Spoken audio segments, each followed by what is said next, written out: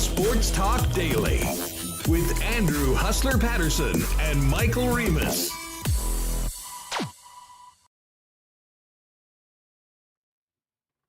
Hey, what's going on, peeps? Welcome to Winnipeg Sports Talk Daily. Great to have you with us. A midweek show. Actually, this is technically the second half of the week because, of course, it is a short week with Canada Day on Friday. We will have a show tomorrow. Not planning on a show on Friday.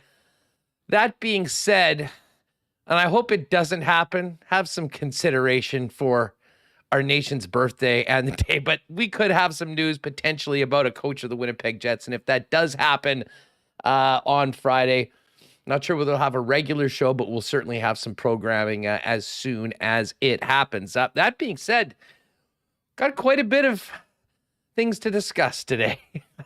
Not a lot in the Bombers. They'll get back to practice and get ready for a Monday show. We'll sort of set that game up in the weekend in the Canadian Football League tomorrow.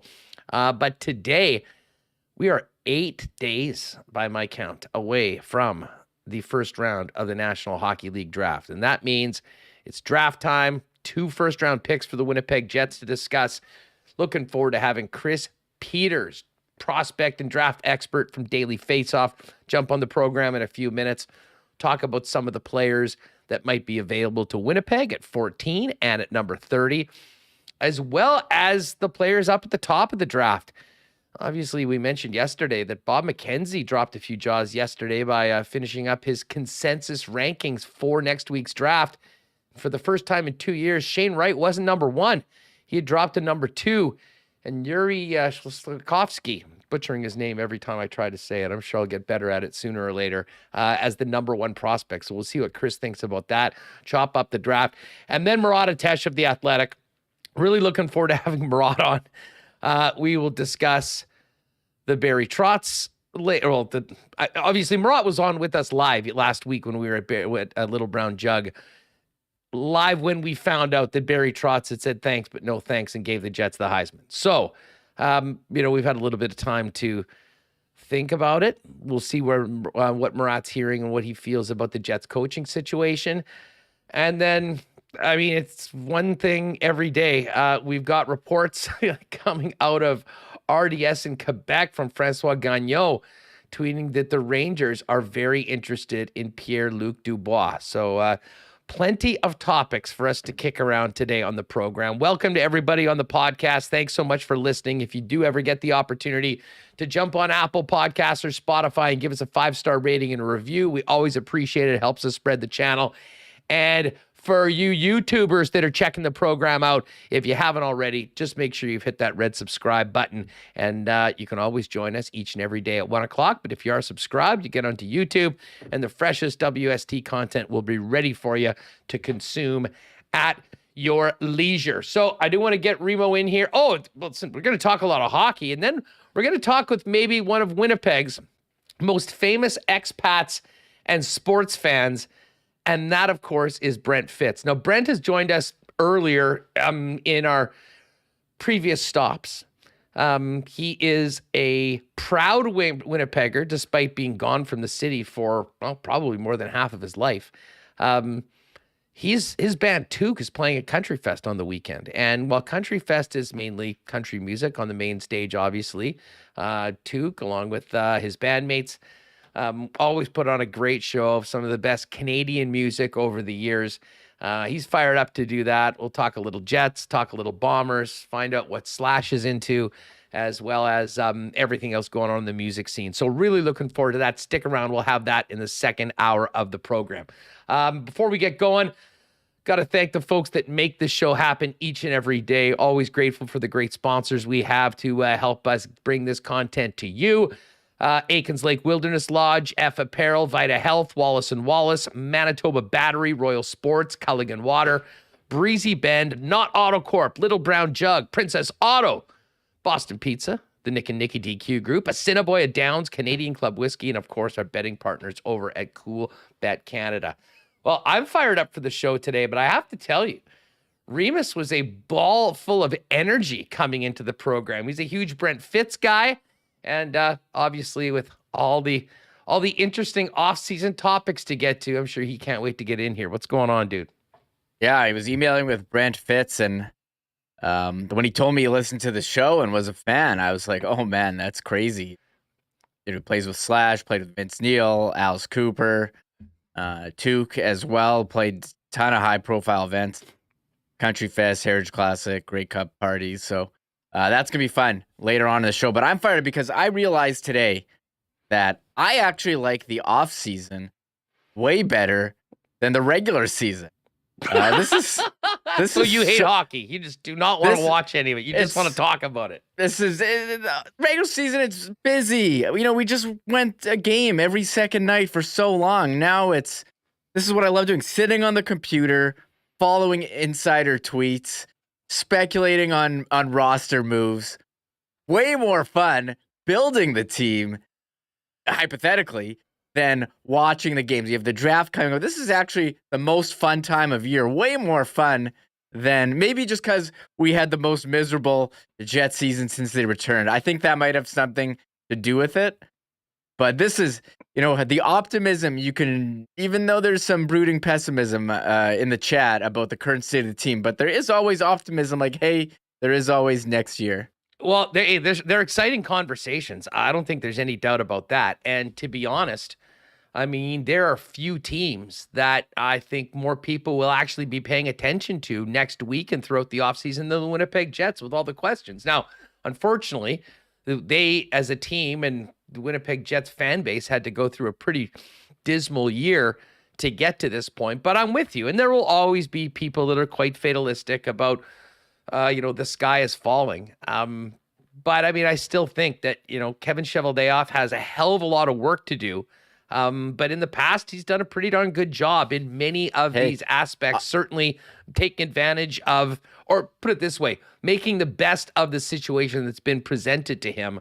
And funny enough, many of those situations have resulted in deals with the New York Rangers, and it was the New York Rangers today that have been linked with Pierre-Luc Dubois. And I'll say this, I'm surprised, and we haven't heard more than just the report from Francois Gagnon.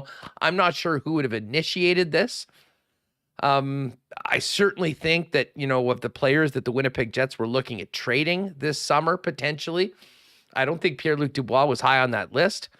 But obviously, I mean, maybe this is in reaction to what they heard last week, realizing that the writing's on the wall, that they might have this player for 2 years. And if that is the case, you have to get the best possible value and do what's best for the team. And I think 2 more years of team control for Dubois on a team-controlled contract, albeit he does need to be signed as an RFA, would probably be the time to do it. But then again, you don't have him playing next year for you. And with all the question marks about Mark Scheifele's future here, all that work the Winnipeg Jets did to get 2 really strong centers for those top 2 lines, 1 or heck, maybe 2 of them might not be here next year. So it gives us quite a bit to talk about. Here's the tweet from Francois Gagnon. By the way, the information obtained during the final, according to information during the final, the Rangers of New York, this is the Google Translate, would be more than interested in acquiring Pierre-Luc Dubois. Ongoing negotiations with the Winnipeg Jets on the parameters of a transaction. It's not done, but Chris Jury is very interested. Now, if you had told me that Dubois was going to have interest around the league, that wouldn't have surprised me at all. But it is interesting, Remo, that it's the New York Rangers that are the team that are being mentioned in these reports, considering how many trades have been made between the Winnipeg Jets and the New York Rangers. And listen, I mean, I think the obvious team that when you think of Pierre-Luc Dubois as a stud young French center would be the Montreal Canadiens, who have seemingly been searching for a player like that for a long, long time. I'll say this, if the Winnipeg Jets are going to trade Pierre-Luc Dubois, there will be a plenty of interest, and I think there will be a pretty good deal on the table. That being said, though, that's a huge loss from the team. And I think that if you're losing Pierre-Luc Dubois, it could significantly change maybe the course that people were expecting this team to go through over the course of the offseason of retooling and trying to really contend next year. Yeah, and you mentioned Chevy has done well in the offseason. I mean, Pierre LeBrun didn't name him the offseason champion last year, the Winnipeg Jets. and we raised the banner in that honor for nothing. So when moves need to be made, and we'll have to see what kind of moves are they going to do. Seeing, we're hearing rebuild. I don't know if they're going to go that way. Aggressive retool I saw used in the chat. I do agree they do need to make some moves. We had heard Wheeler number 3, but I'm not sure where I stand on Dubois. I would say, look, you probably would ideally want to keep him for a year and see if things improve, because that's a guy you want to play. I want to have on your team. You need that center. But if someone is very interested, like Francois Gagnon reports about the Rangers, I think, look, you're going to sit there. What does Chevy always say? Hey, the phone rings, you answer it. You're always having conversations. I think those are some of the lines we've been hearing for a while. So see what they offer. If you're not doing that, you're not doing your job, to be perfectly honest. And in this situation, he's got to be in contact on a frequent basis with his colleagues around the league, because one way or another, there's going to be some significant change to this hockey team, and the deals that are made could be absolutely pivotal in what direction the team goes and where they go from here, because these are significant assets that we've been talking about potentially being on the trade block. So the Rangers have a number of prospects. Capo Caco, former second overall pick, who got scratched in the last game. Maybe he's fallen out of favor there in New York. Philip Hedl, a young player who had a breakout playoffs as well. I know the crowd who thinks the Jets need some more Prairie content on the team. Braden Schneider, who played for the Wheat Kings, was a former first-round pick from Saskatchewan. Maybe he's a prospect, or they go for more picks. Are you concerned at all? Or do we think that there's clearly a bromance between the Jets and the Rangers? I mean, going back, there's a couple deals here. The Kevin Hayes deal. We had the Jacob they do have Trouba a new general manager deal. now. I was gonna say they do have a new GM, so that's why I was kind of willing to pour water on that. But the Kevin Hayes, the Trouba, and of course the Cop trade. I think it's just things worked out. I mean, it was a new GM, but in Chris Drury. So I don't think there's anything to make of that. But I mean, my favorite baseball team is Seattle. They've been making trades with the Padres for years. I don't know. Somehow this stuff happens. I don't think there's anything to look into, but it's kind of. I see a lot of people in chat saying, "Oh no, the Jets, they're now the Rangers farm team." I don't think we're there yet. I mean, hey, Kevin Hayes was the deadline acquisition for the Jets, but it shows you how tables have turned, where the Rangers are the ones acquiring the players, and before it was the Jets. Well, I mean, listen, the Rangers are a real cup contender right now. I mean, they made it to the Final Four this year, and thankfully for that, the Jets' second round pick moved up to a first rounder. And by the way, we do have clarification. We'll talk about this with Murat a little bit later on, and probably get into it with Chris Peters when we're talking draft. The Jets will take, that's the other second rounder. They had the option of taking it this year or next year. They will take that this year. So right now, the Jets are going to pick 14th, 30th, 55th, 77, 99 as well. So 5 picks in the top 100, 2 in the first round as well. So just to clarify that. But the Dubois situation's interesting. I don't think, Remo, that there's any urgency for the Winnipeg Jets to trade Pierre-Luc Dubois. We've mentioned, certainly they'll have to get a deal done, but I don't think that will be an issue. I mean, he's under team control. They could go to arbitration. I do believe both sides would want to avoid that. So they'll figure out a 1-year deal and kick the can down the road.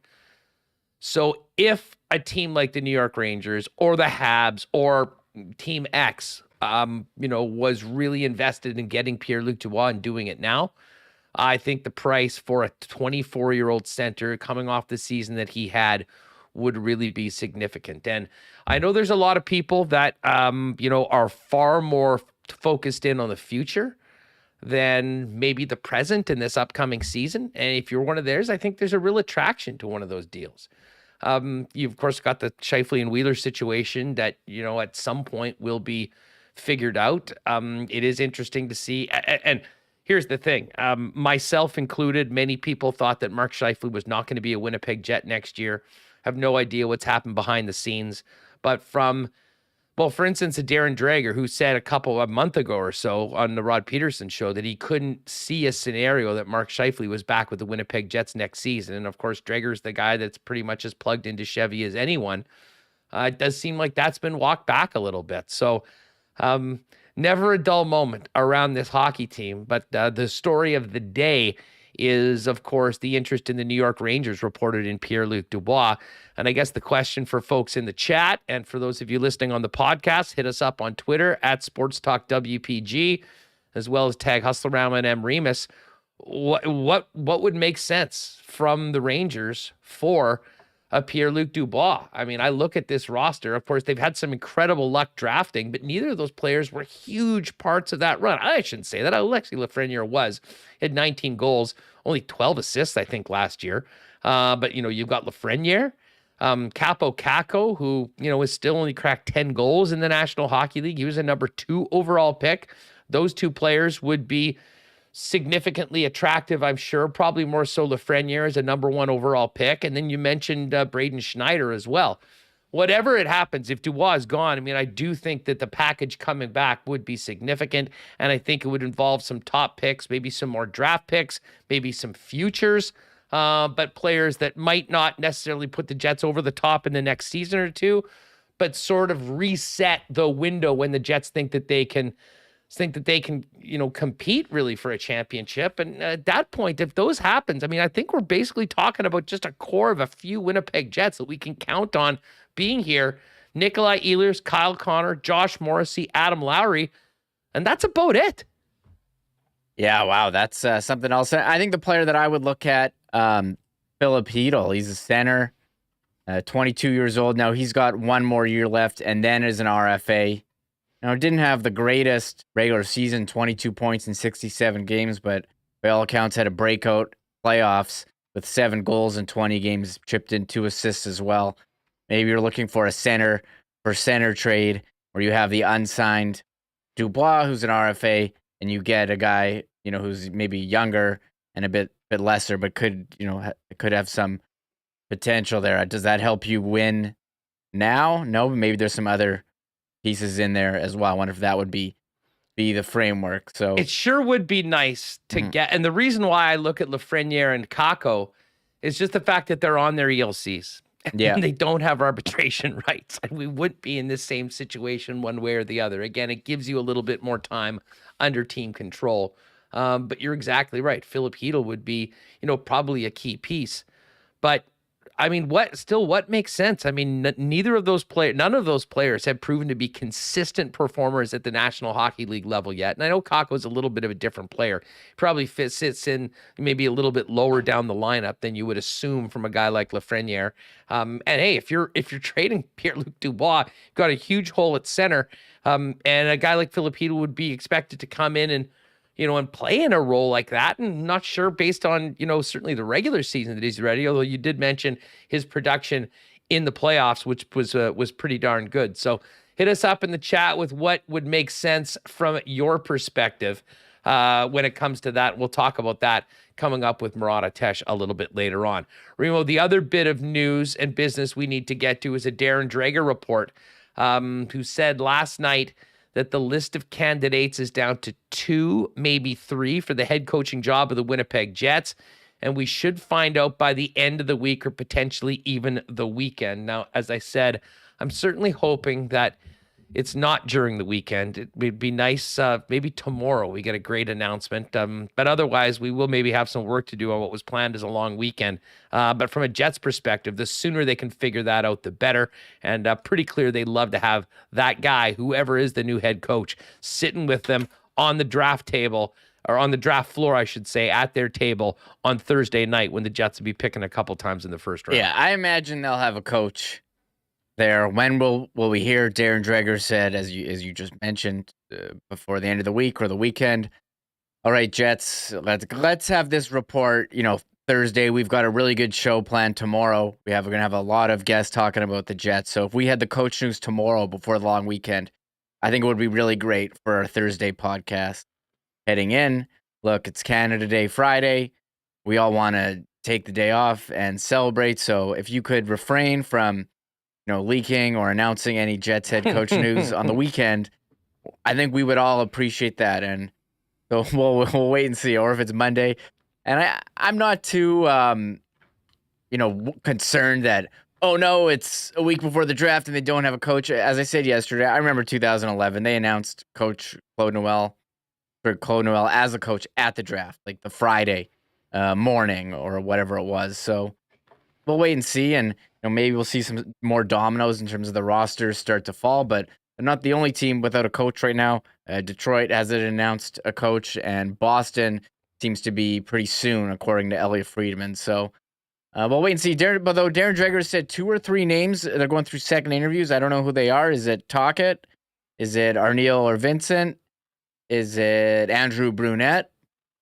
Who else? Monty? Oh, yeah, Jim Montgomery would be the other one. I would say those are the 4, and then maybe Andrew Brunette. No, did I say him or someone else on the outside? Did I say 5 there or 4?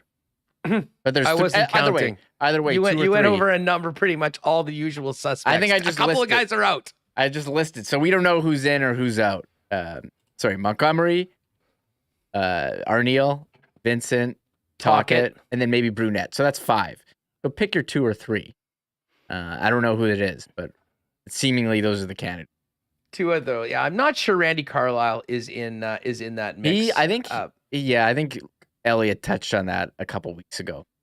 Yeah. So, as Roscoe would say, what a situation. We're narrowing down the list and presumably getting closer to some sort of clarity on the Winnipeg Jets head coaching search, and we'll certainly be talking about that right here. Hey, the other thing before we get to some draft talk with Chris Peters, Remo, we were speaking with Mike McIntyre, and I brought up the Hockey Canada situation, and I think I called that one. The minute we heard that Scotiabank was pulling out, I had mentioned yesterday that what had happened in the House of Commons was very significant publicly, and the holding back of the funding was significant, but it was 6% of their operating budget, where the rubber was really going to hit the road if their premier sponsors started walking back. And that happened yesterday with Scotiabank. And as we mentioned yesterday, I wouldn't be surprised if the other sponsors were right behind them. And sure enough, that is exactly what's happened. TELUS and Canadian Tire have paused their sponsorship money and directed it more into some girls and grassroots programs. But I do wonder what the heck comes of the World Junior Hockey Championships, which, of course, has been rescheduled for August. I think it was up against it to begin with. This is a historic time for Hockey Canada.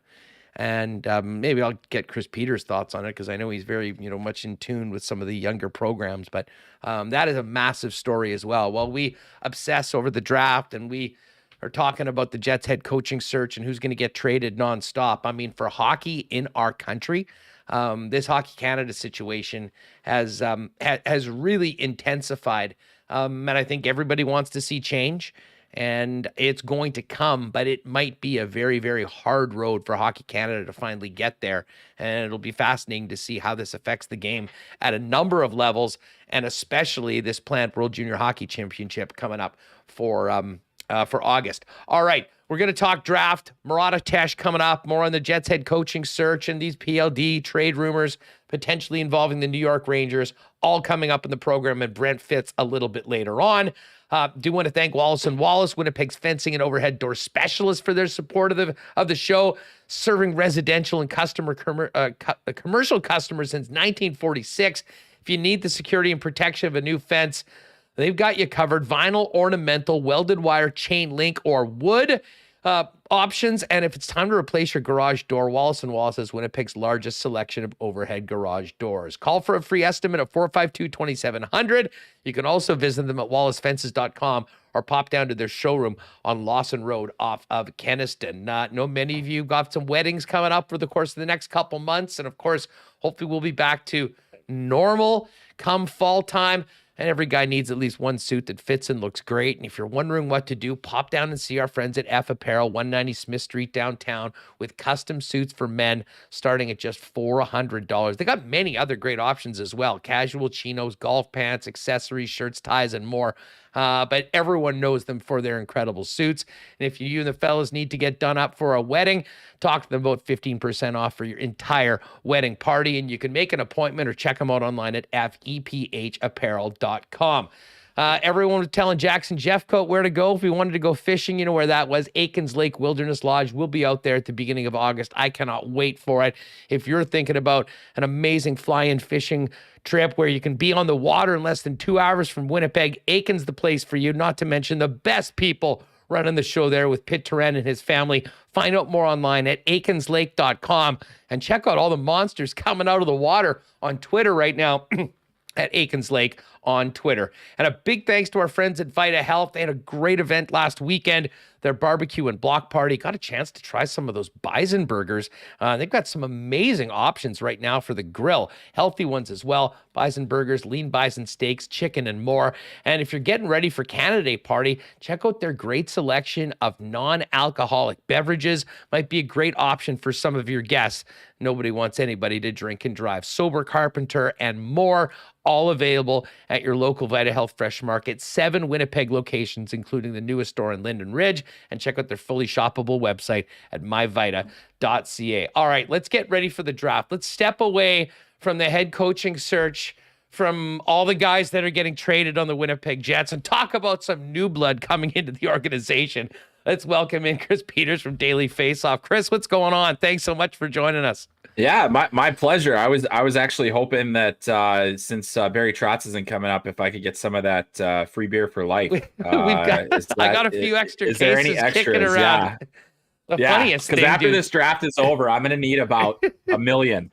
So no doubt. Well, the irony of the entire thing was we actually did our first on-location show last Friday afternoon, and we were at Little Brown Jug. I tweeted out the massive crate of what they were sending out, saying, hey, the offer still stands. And then like 2 hours later, we found out. And shout out to Barry. He did mention that he had to turn down free beer for life in his NHL articles. So it obviously did resonate, but listen, if we weren't going to be able to be the Mariano Rivera closer of the situation with that, it obviously wasn't happening.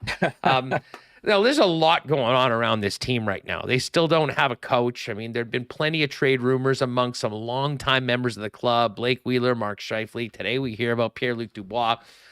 So all of that's happening around it. But at the same time, the Winnipeg Jets going into the draft, the place where they've historically done very well, have 2 picks in the first round. Thank you, New York Rangers, for making it to the 3rd round. So they're picking 14 and picking 30. Before we get into the picks and maybe what sort of players would be available at both, how would you describe this draft overall strength-wise? Is it top-heavy? Is it less top-heavy but very deep? What's the description of this draft from a layman's term for people that haven't paid attention so far? I would say completely unpredictable, for one. I would say that it is probably, I've said it for a while, it's closer to average, maybe a little bit below. It's definitely below average at the top compared to more recent years. There's no transformational players, at least that are evident at this point. You never really know exactly how it's going to go. But I would say that, Shane Wright, Logan Cooley, Uri Slupkowski, the guys that have been in the conversation for the number 1 overall pick, they all kind of have, they didn't necessarily establish themselves as these can't miss prospects. And so we don't really have that this year. And it's the prospect world. Not everybody's going to be a can't miss anyway. There may not even be such a thing, but I would say that it's definitely one of those drafts where you really had to do your homework. You really had to dig in, and the teams that feel very confident about this draft and feel confident about their board are probably going to make some really good selections that are there. But I can tell you, going through my own process this year, I just see a lot of projects, a lot of guys that are going to need a lot of work. Some players with some really great tools, but maybe, the hockey sense is lacking, or maybe there's a work ethic thing, or maybe, it's just kind of, you're not going to find a ton of guys that are what I would call complete players at this point. Now, just big picture. I mean, it's funny. Our conversations over the last couple of years around the drafts have often gone back to just how challenging it's been for scouts, through the pandemic, leagues that didn't play, World Juniors that have been canceled. How thorough, how thorough have these guys been scouted this year, at least in comparison to the last couple seasons? Is there more consensus on the players this year as opposed to sort of the Wild West that in some cases it was in the last 2? Yeah, oddly enough, I feel like there's maybe less consensus at this point in this draft, and maybe it was because there was so much focus and the ability to go see these guys live, and then the fact that there were so many guys from Ontario that didn't play or that were in the WHL last year and played a very short season, and it wasn't a full year of development, and you just don't know how that impacts players, and so I think that that's part of the reason that we have less of a consensus at this point. There's not a lot there that you can absolutely say with certainty that these guys are franchise changing players or anything like that. So there's a lot to kind of track this year too, just in terms of we had that lost year of development, but then also just this season, the disruptions and other things that happened. We didn't have a World Juniors this year. We didn't have some of the typical events that you would have, not just this year, but in the build up to a player's draft season, things like the under 17 World Hockey Challenge or things like, the Hlinka Gretzky Cup. Canada didn't have a team at that event this year. So there are so many different little flashpoints that we missed. And that makes it a little bit harder to put together the entire picture of a player because you don't have some of those benchmark events still. So, the long story short, you look at basically, once you get past, I'd say 16, 17, 18, somewhere in there, you're not going to see a ton of separation between those guys that are 20 something to 60, there's not a lot of separation there. And you're going to see a lot of boards with a lot of different opinions. Bob McKenzie put out his list that is, a poll of scouts. And he said that, players as low as 50 were getting first round consideration from some of his scouts. So, that ended up on, as low as 50 on the final list. That's how crazy this year is going to be, where there is a wide array of opinions that are really going to make it difficult to know who's going to go where. Speaking of the Bob Fathers list, this might not have been a surprise to someone that's as deeply ingrained in the scouting and draft process as yourself, but for a guy like myself that talks to a lot of you guys as we get closer, we've been hearing Shane Wright as the number one guy for 2 years. What was the reaction from yourself and other people in the game that he's now number 2 and this Yuri Slafkovsky is the number 1 prospect from Bob? Was that a surprise to you, Chris? No, not at all. Really? I think that's been the way that it's been trending throughout the entire season. I mean, I had Logan Cooley as the number 1 prospect in this class in my midseason. He's my number 1 still. Slafkovsky is 3 on that list. Wright is 2. Wright is typically no lower than 2. Nobody seems to be willing to want to put him at 3, but I think I certainly considered Slafkovsky over Wright and having Shane Wright as the 3rd prospect on my list. It's been this kind of thing all season long where we were continually waiting for Shane Wright to take over, and maybe that's unfair expectations based on his rookie season that's now 2 years old.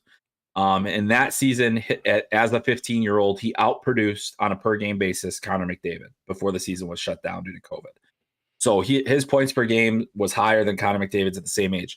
There are a couple things about Shane that are different than Connor. Connor was small in his 15-year-old season, continue to get bigger. Shane Wright is the same size as he's been the last 3 years. There's not been a lot of growth progression there. So he started as a player that was already physically advanced for his age at the younger levels. Now other guys have caught up to him, and I think that's part of the question. Him having lost last season, did he take enough of a step? Is there enough, how much ceiling actually is there? Whereas both Cooley and Slafkovsky, there's a feeling that these guys might have a higher overall ceiling. There's more risk attached to both of them because we've seen Shane Wright kind of prove it over time, but when you don't see the progression that you would expect from a player that was so good at 15 and really isn't a ton better this year, aside from the fact that he's a little bit faster, he's definitely stronger. He's a highly intelligent player. I don't want to just because he's not the number 1 pick doesn't mean he's not going to be a great NHL player. And there are absolutely teams that still view him as the number 1. And Bob, it was a split vote. 5 for Slafkovsky, 4 for Wright, and 1 for Cooley. So that was kind of that's how close it is right now. And I think the one thing that I tried to do throughout this entire process is to eliminate that kind of anchor bias that we have, that he was the exceptional player, that he had that incredible rookie season. we have to judge him based on the entire body of work.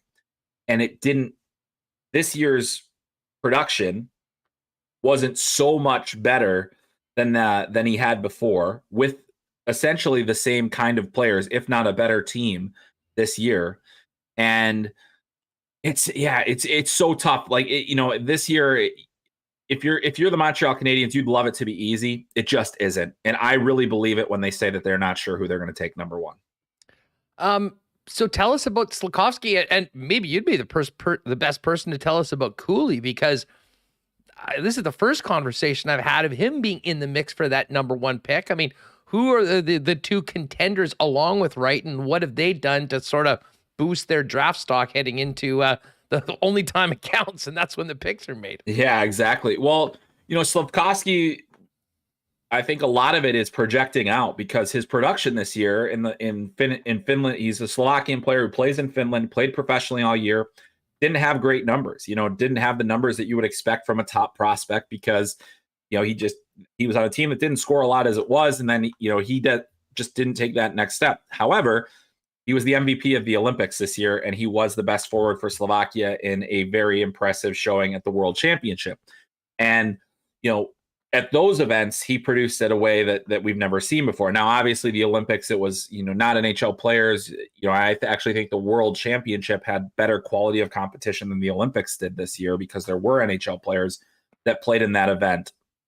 And I would say that, those are some of the things that you look at. And so we're trying to figure out, is that production in those international events, how much do we read into that? How much focus can we put on that when we have the entire body of work of his season, where it wasn't anywhere close? It's not even the best in the draft among players out of the Finnish Liga, but he's a 6'4", 220-pound forward with an elite shot, great hands. He's got so much skill. And then he at least showed us at other events that he is of that top variety, that he belongs in the conversation. As far as Logan Cooley's concerned, he was at the national team development program. He was named the best forward at the World Under-18 Championship, which actually he was okay there. He wasn't amazing there. He didn't have the great numbers that you would expect from a guy like that. But the reason he's been on the top of my board since the midseason is because I think he has the highest ceiling of those three players. I think he has the best potential to become the superstar of those three players. It's because he's the fastest of the three. I think his hockey sense is right up there with Shane Wright. So I would say Shane Wright. I give him a slight edge there. He is the most dynamic player in this draft. He makes plays at speed. He does a lot off the rush. You watch Colorado and you say, how do they win? Well, they win with speed. They win with tenacity. They win with all those things. This is what Logan Cooley is. He is that high octane player with high end skill. Now, sometimes he tries to do a little too much, but I think he's a really good playmaker. I think he's got a chance to be a good shot pass threat at the NHL level. He's undersized for a center. He's 5'10", trending towards 5'11". There aren't a ton of 5'10" centers in the NHL. I still think that his skill set, he's not the Jack Hughes variety, because Hughes was off the charts in terms of his production, all those different things. But I do think that Cooley is trending in a very positive direction. He's headed to the University of Minnesota next year. He'll probably be their top center right away. And I'm just fascinated to watch him continue to grow. I just think that he plays the way that the NHL is going, fast transition. It's still important to be competitive. He's very competitive, and I think he's got good two-way abilities, sometimes underrated there. So that's why he's been the guy for me. That's why I changed it at midseason. I felt the entire way when I asked myself as I go and put my last ranking together, did anything change from the midseason? Did he become suddenly less? Was he not the most dynamic player in the draft? Was he not the best, one of the best skaters, any of those things? And basically the answers were the same for me then as they were at the midseason. And that's why I ended up keeping him at number one. Looking ahead to next week's NHL draft of Chris Peters of Daily Faceoff. You can follow him on Twitter at Chris M. Peters. And of course, check all of his content over at dailyfaceoff.com. What about the defense group? How strong is it? Who's the best defenseman available in your mind, and how close is it? Yeah, it's a really good class, I think, for the defenseman. It's a really, if you're looking for puck moving offensive minded defenseman, it's a great year to have picks in the lottery range. And so the top two guys consensus wise are David Jiricek and Simon Nemec, and you can kind of flip flop them. For me, Jiricek is ahead of Nemec. He's the bigger, stronger. I think he's got the skating ability. I think he's got good offensive skill. He's got a huge, just a big shot. I mean, really one of the best shots in the draft in terms of his slap shot and the power and the accuracy. He also played at the World Championship. The thing about Jiricek is that he missed half a season, got injured at the World Juniors before it got canceled. Talk about bad timing, and missed the second half of his season. But he played professionally in the Czech. He got good minutes. He can defend, really solid there. But then Nemec had an unprecedented season of production in Slovakia's top pro league. Brant Clark, who was a top 10 pick last year, played in that league. And Nemec outproduced him this year, obliterated his production in terms of a per game basis. And also there's just never been a defenseman that's scored at that rate. You look at the guys at his age, the U18 players that have played in Slovakia's top pro league, and the only two guys that have had more points than him are Marian Hossa and Marian Gaborik. So it's just like, whoa, okay, well, that's interesting. And so he's a great puck mover, really outstanding there. So it's really tight between those two. I think they're the consensus guys. But then there's another group where it's Pavel Mintyukov, Denton Mateychuk, Kevin Korchinski, Ryan Chesley, Lane Hudson. There are all these dynamic defensemen in this draft. And then you've also got the big bruisers like Leon Bichelle. You've got Owen Pickering, who played for the Swift Current Broncos. I mean, there are so many quality defensemen, but a lot of them, it's like they're very good, but there's something where it's like Lane Hudson, it's the size, and Ryan Chesley, it's the offensive upside. And then Leon Bichelle, same thing, offensive upside, but he's got this massive frame. So you're talking about a lot of players that are going to continue to need work and development. But I think if you're looking for a defenseman this year, both Nemec and Jiricek are right shot guys. You've got Chesley's a right shot guy. Sam Rinzel, who's down the board a bit, could be available to the Jets with their second first round pick. He's a right shot guy. So there's a lot there that I think teams are getting excited about to say, hey, this is a pretty good class if we're looking for a defenseman. Chris, let's move on to Winnipeg. The Jets have the 14th pick on account of their season, missing the playoffs.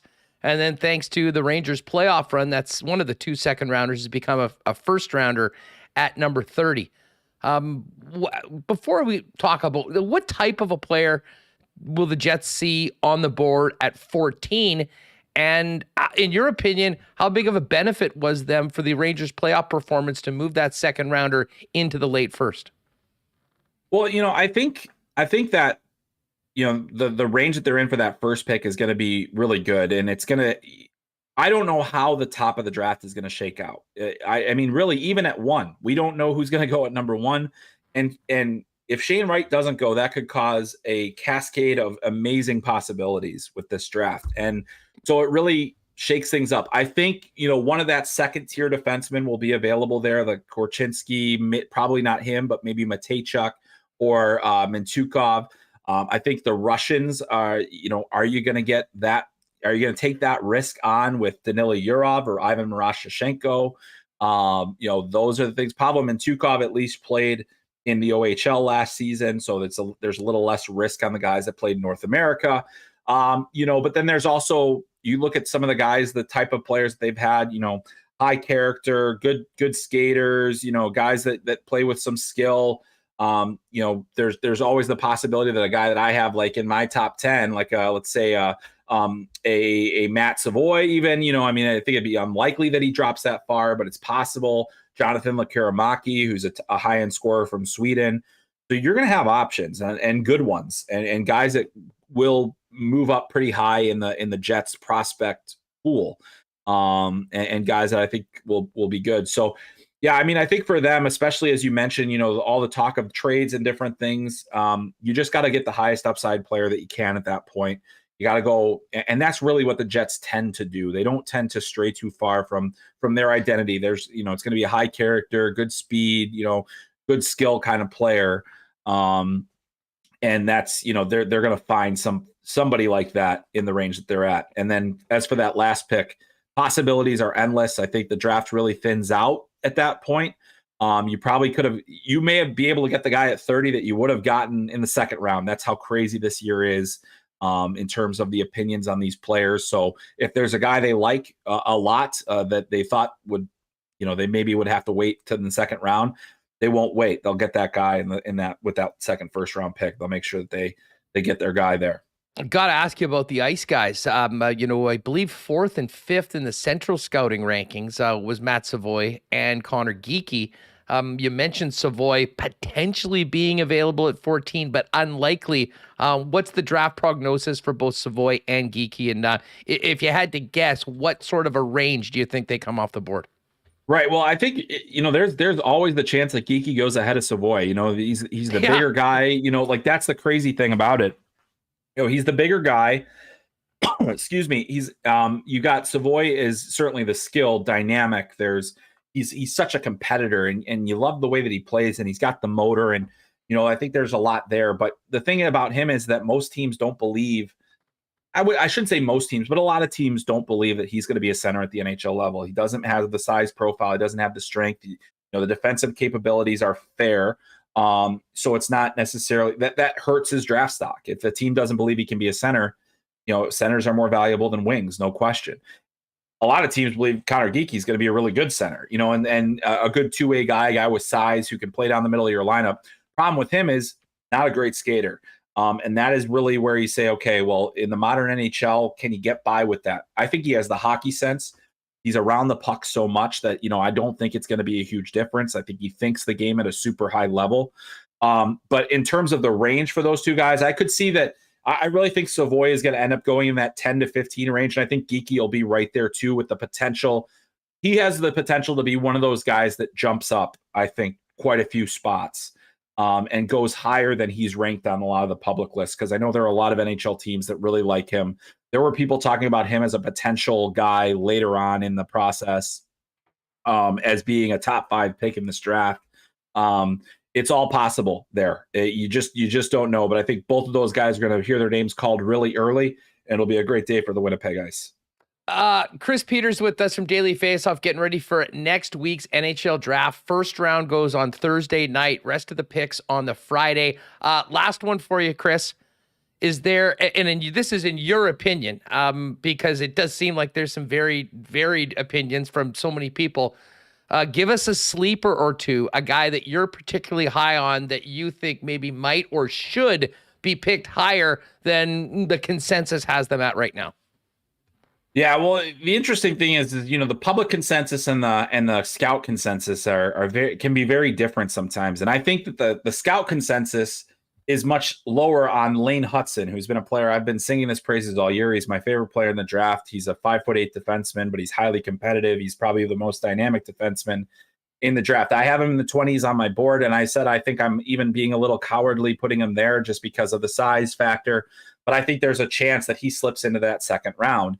And if he does, I think whoever gets him is going to be ecstatic about that pick, because he is an incredible competitor, really good defensively despite his size. One of the more dynamic skaters he's not the fastest skater, but he's deceptive, he's shifty, he makes a lot of plays with his feet and gets out of trouble with his feet a lot.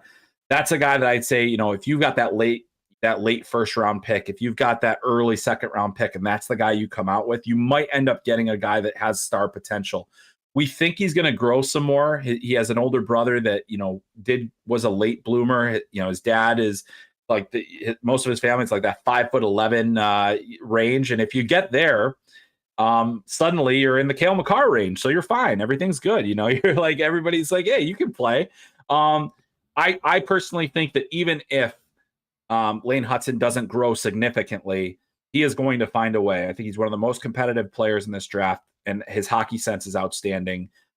He's super fun to watch. And you get attached to players as you do this process, and you get your guys that you really end up liking. He's one of those guys where maybe I have a blind spot for him because I've just watched him so much and I feel like, he's a special player. But that's the guy where I think he's going to go later than he should. And I think whoever gets him will be very happy with the value that comes out of it. Chris, great stuff. Thanks so much for doing this. Fill people in on all the content you and Frank and the gang have at DFO coming up over the course of the next week, heading into round 1. Yeah, so coming up soon, obviously the draft rankings are there. I've got a 2-round mock draft coming out this week on Daily Faceoff, and then they'll have all of my. I won't be running the content, but they'll have all of my picks there for the draft live, where it's just you'll see those scouting reports as the picks are made, and it'll be an opportunity to just continue to follow the draft. But yeah, it's been a lot of fun to do it with Daily Faceoff this year. We've had a lot of great content, and the people have been checking it out. So hopefully more people will. And also, you can always follow me on Twitter at Chris M. Peters. I'll have a lot of draft night coverage and over both days of the draft talking about the prospects that are picked. Always love chatting with you, Chris. Thanks so much for doing this. And, if it works out for you, I know it's always a nice relief once the draft is over for people in your line of work. We'd love to have you on afterwards to kind of get your thoughts on what did happen and certainly what the Jets ended up picking up at the draft. Have a great one and keep up the wonderful work. All right. Thanks a lot. Thanks for having me. Thanks so much. There he is, Chris Peters of Daily Faceoff, getting us ready for the draft. All right, we're going to get back to the Winnipeg Jets. Murat joining us in just a moment.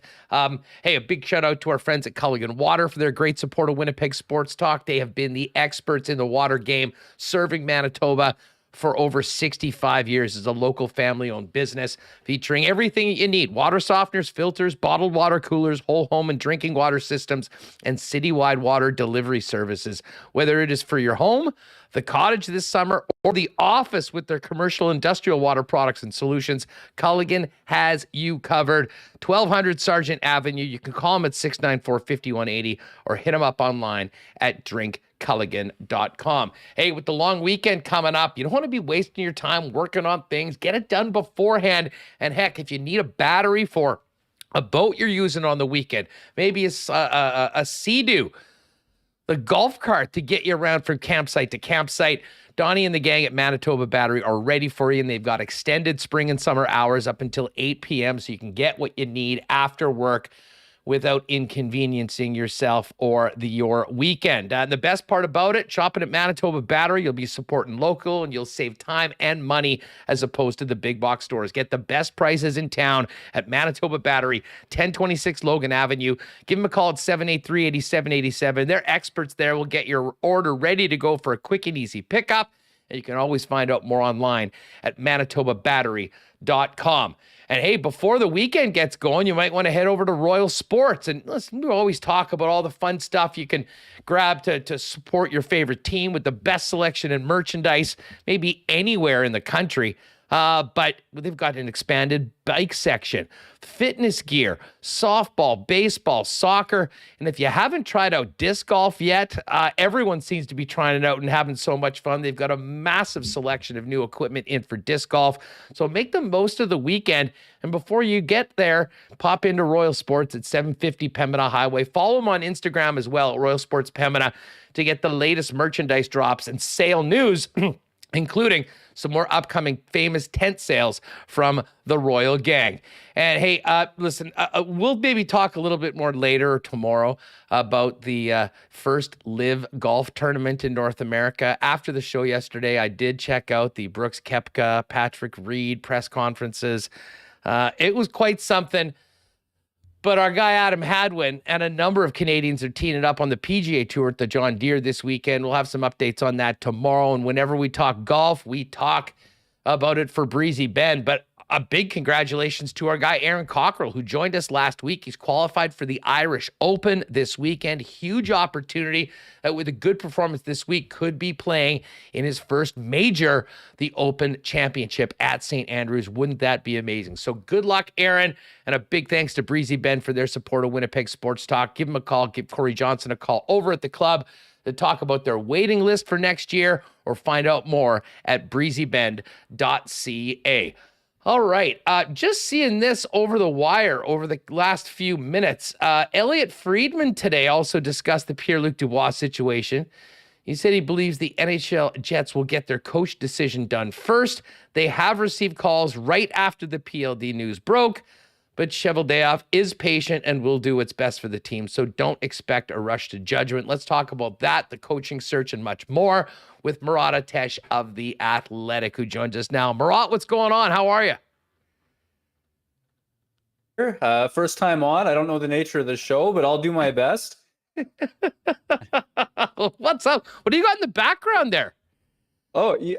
I think that we've got a family photo wall. And so my girlfriend's dad and family or what have you are all in the background. I don't know if you know, but Fred Penner is a giant Winnipeg Jets, Blue Bombers, all Winnipeg sports fan as well.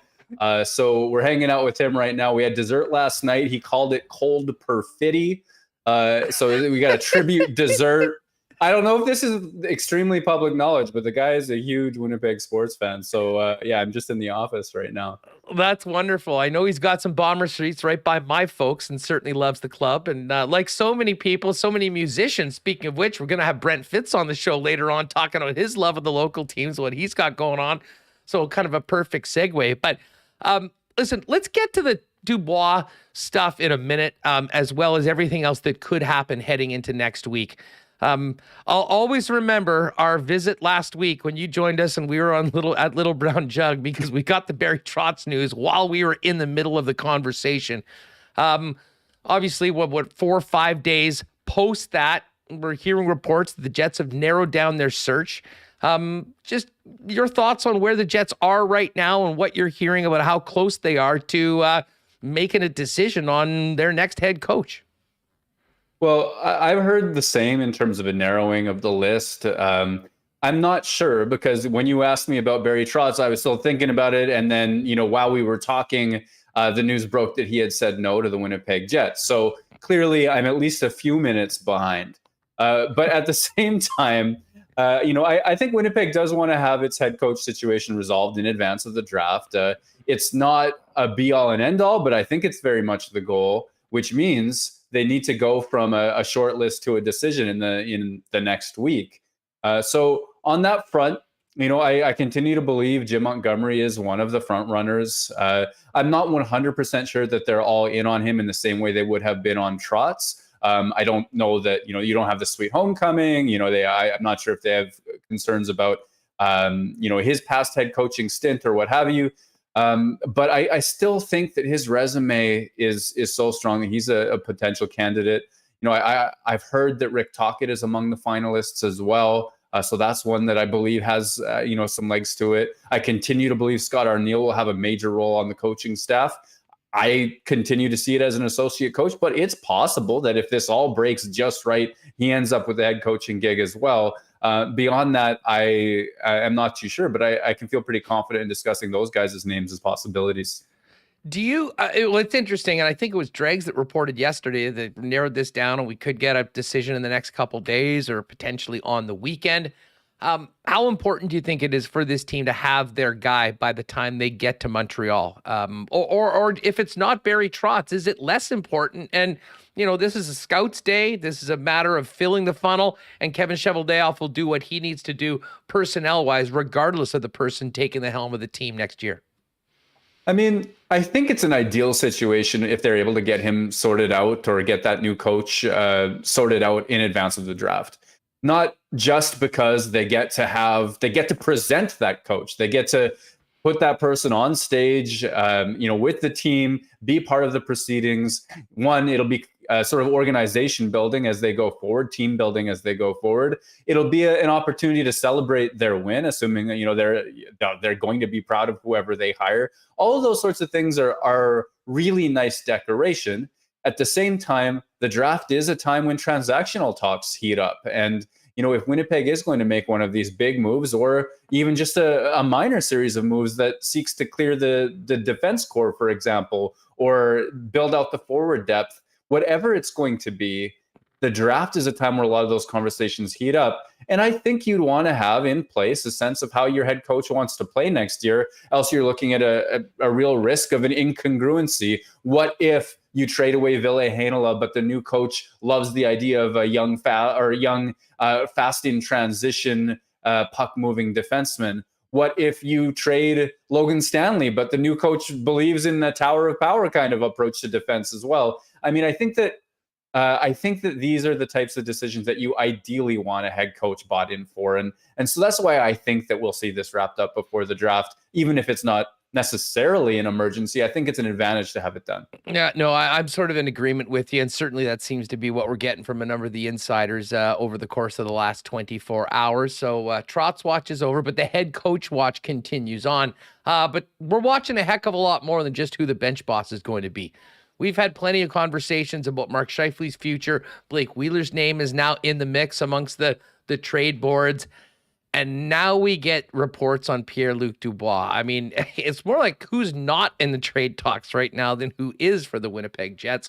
But what did you make of the reports out of RDS that it's the New York Rangers, a very familiar trading partner with the Winnipeg Jets, albeit with the new general manager, although the one that pulled the trigger on the Andrew Kopp deal, that they have serious interest in Pierre-Luc Dubois. Have you thought at all about that? And if the Jets were to trade Pierre-Luc Dubois at this point before next season with 2 years left of team control, how significant a return does that bring back? And have you thought at all about looking at the Rangers roster as to what package could make Kevin Cheveldayoff say, yes, that's the right thing for the Winnipeg Jets to do?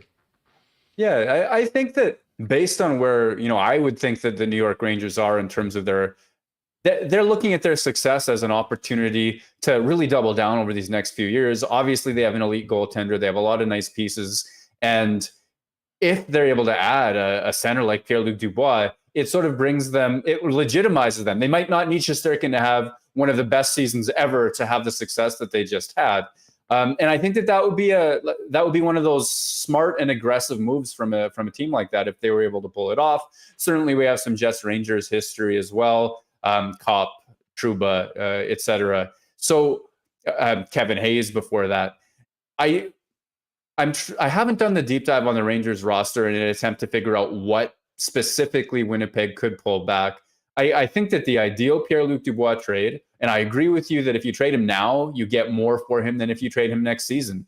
If you're going to maximize the Pierre-Luc Dubois trade return, you either do it while you have 2 years of team control, or you wait till next season and allow the club involved to negotiate a deal in advance so that they can immediately extend Pierre-Luc Dubois, and then they'll give you the value in exchange for what an extended Pierre-Luc Dubois would be worth, because you're not getting as much for him with 1 year left on his deal as you would in either scenario. So here's what I think, Huss. I think as much as there's some pressure, it seems some serious, significant interest, including from the Rangers on Dubois, and that might lead to a trade if the package is good enough. I still think that Winnipeg has shown to itself to be a patient organization, and they might rather return Dubois. He's able to contribute quite a lot to the team, as we've seen this last year, while still perhaps being interested in testing free agency in the future. I'm not sure that now is exactly the time, but if the insiders say it's going to happen, I have no reason to doubt that necessarily. I think the biggest thing is to get back somebody who can step into a Dubois-like role. Maybe not, they just had the season that Dubois had, but a second line center in waiting, a top four defenseman who you could reasonably project onto that first pairing in due time.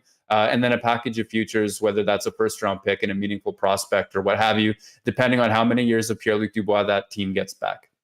Yeah, Philip Cheadle is a guy that we've heard quite about. He didn't have a great regular season numbers-wise, but certainly had sort of a breakout playoffs. We'll get to that. By the way, great crew in here today. Folks, if you haven't already, for those of you who are on YouTube that have hit the red subscribe button, make sure you do that. We're here every day, 1 p.m. Central, Monday to Friday, talking with great folks like Chris and Murat. So make sure you do and join us, and turn your notifications on as well, because if something happens during the weekend, we will jump on at some point with the latest news on a Jets coaching hire. If it happens, you'll hear about it here at Winnipeg Sports Talk. So subscribe, turn your notifications on, and make yourself a regular here with the gang in the WST chat.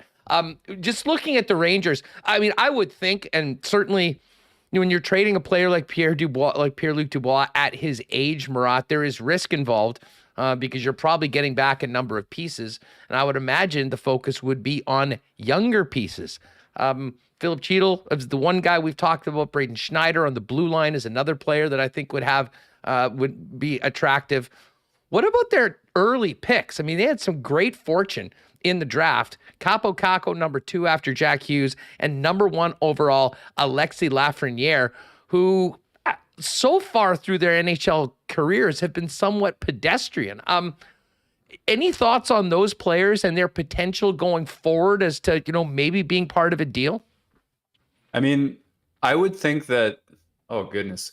So following through the Patrick Laine becomes Pierre-Luc Dubois way of thinking, if there is someone who was highly touted, who does have the pedigree, but who for whatever reason hasn't stepped forward and has already delivered results for that draft slot in the market that they're in, I mean, that's kind of an ideal trade type if you're the Winnipeg Jets, presuming you believe that Lafreniere or whomever is going to step into themselves and become the player that you hope for.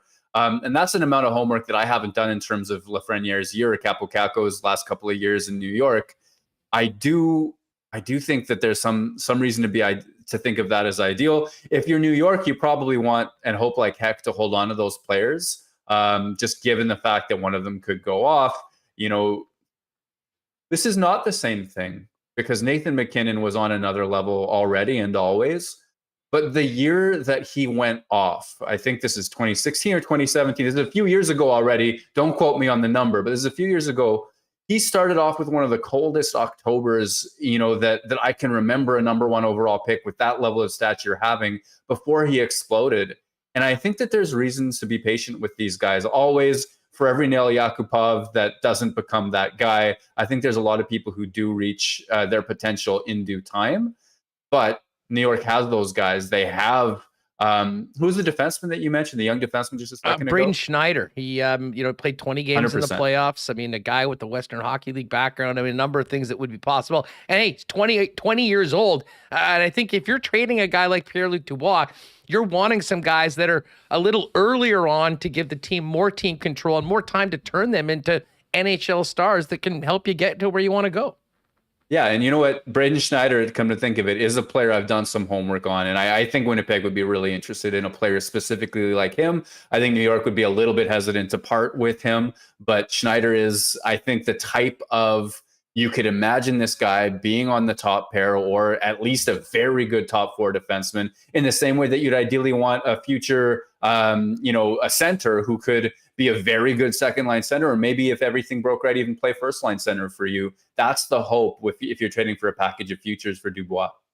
Amidst all of this, the one thing, ironically, that we haven't spent very much time talking about, which was a huge topic throughout certainly the second half of the season, is the glut on the blue line and the young players from the Moose that are ready to go right now. I know there's been some talk that Ville Heinola might be available. Count me in the camp that thinks that there is no way the Winnipeg Jets trade Ville Heinola, a first-round pick with the potential that he has, without giving him a legitimate chance to be an everyday player under a new head coach here. But the question is, how do you make room for Ville Heinola, not to mention Dylan Samberg, potentially a Johnny Kovacevic? Do you see one or more of the Jets defensemen being moved in the next couple of weeks, potentially in and around the draft board, much like the Jets did last year, going into free agency? And if so, what would those deals look like? Well, I'll start by saying there's a really boring approach to this that could well be, and certainly the old Jets, we don't know who their new head coach is or how they like to play defense, but the old Jets could do exactly almost nothing.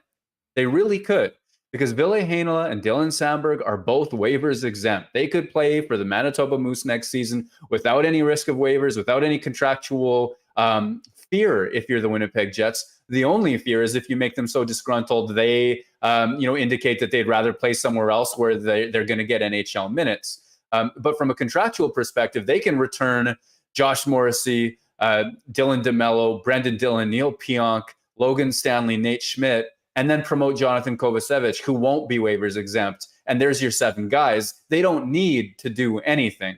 Now, of course, based on who's bubbling under and the way that Samberg played and the way that Ville Heinola is capable of playing, I do imagine that they will attempt to make some room on that blue line. And if they're looking in that direction, you look to the guys with term on their deals, the veterans. You look at Brendan Dillon. I'm sure teams are interested in Brendan Dillon as an acquisition. $3.9 million is not a lot. I don't think he's somebody who comes in and solves all of the problems. He's not going to create structure where there is chaos, because we saw in Winnipeg there was some success, but also some chaos when he was on the ice this year. But I do think if he's joining a team where the defensive structures and systems are in place, there's a little bit more to expect. I think that he still has a really effective top 4 game in him. I don't think Nate Schmidt's contract is too appealing to too many teams at this stage. Dylan DeMello's might be, but I think Brendan Dillon might be a candidate, above the rest. I still think, I'm that guy who will say, you know what, I think it's more likely that a veteran gets traded, the young guys come up. However, I am not in the they will absolutely not trade Ville Heinola camp. I think that that's still the type of thing that is possible as they try to build out their forward depth as well, depending on what happens, because they're not a stacked team up front like they used to be. They really aren't. You take Kopp out, you take Stastny out, you take Laine and Roslovic out, and you have Morgan Barron and Pierre-Luc Dubois, possibly. This isn't the juggernaut up front that it used to be. Blake Wheeler is older. Mark Scheifele's defensive game is kind of sliding depending on what he'll bring forward. I think he'll have a better year next year, but they need help up front, and a young defenseman might be a way to get that. It's fascinating, the options and how much we talk about the forward group and how much it inevitably comes back to the blue line, both for, the ability, if you trade one of those guys and get younger players coming in on lesser contracts to give you just simply more money on the cap to spend up front. Or in your example, do you take some of these young players and trade them before they really get a chance and turn that into NHL ready players to help you win and fortify that forward group going forward? Because many of the young forwards outside of Cole Perfetti that they have drafted, like a Chaz Lucius, like whoever gets selected this year, let's face it, are still a few years away from really having any sort of impact likely in the National Hockey League. Yeah, 100%. And I think that's something to be really cognizant of. Remember that Blake Wheeler, Mark Scheifele, and Mason Appleton were the only right-handed shooters last year. And, who knows what their future necessarily holds, whether Wheeler's back or not. I think at this point, Scheifele's highly likely to be back, especially given the Dubois uncertainty. And then Mason Appleton can have an impact, but he's not, Winnipeg used to be star-studded in that top 6. And so there is, and whether you're looking the free agency market, the ideal player might be a Valery Nichushkin type player. I think he shoots left, but has played on the right side. Jesse Puljujarvi is an example of a play driving. There are ways to do it without a blockbuster that involves Heinola going out. So please don't take this as I'm certain he's gone. But I think that there are ways to address Winnipeg's situation where that is a viable puzzle piece to move. I have always been in the camp that, there's going to be a big trade or two. They'll change that leadership group. They'll try and make room for younger defensemen, and they will come back with high expectations next year. But, without having the Barry Trotz, coming here to the coach the Winnipeg Jets, still wondering who that next person is going to be. The wrinkle with Dubois' potential future or lack thereof in Winnipeg.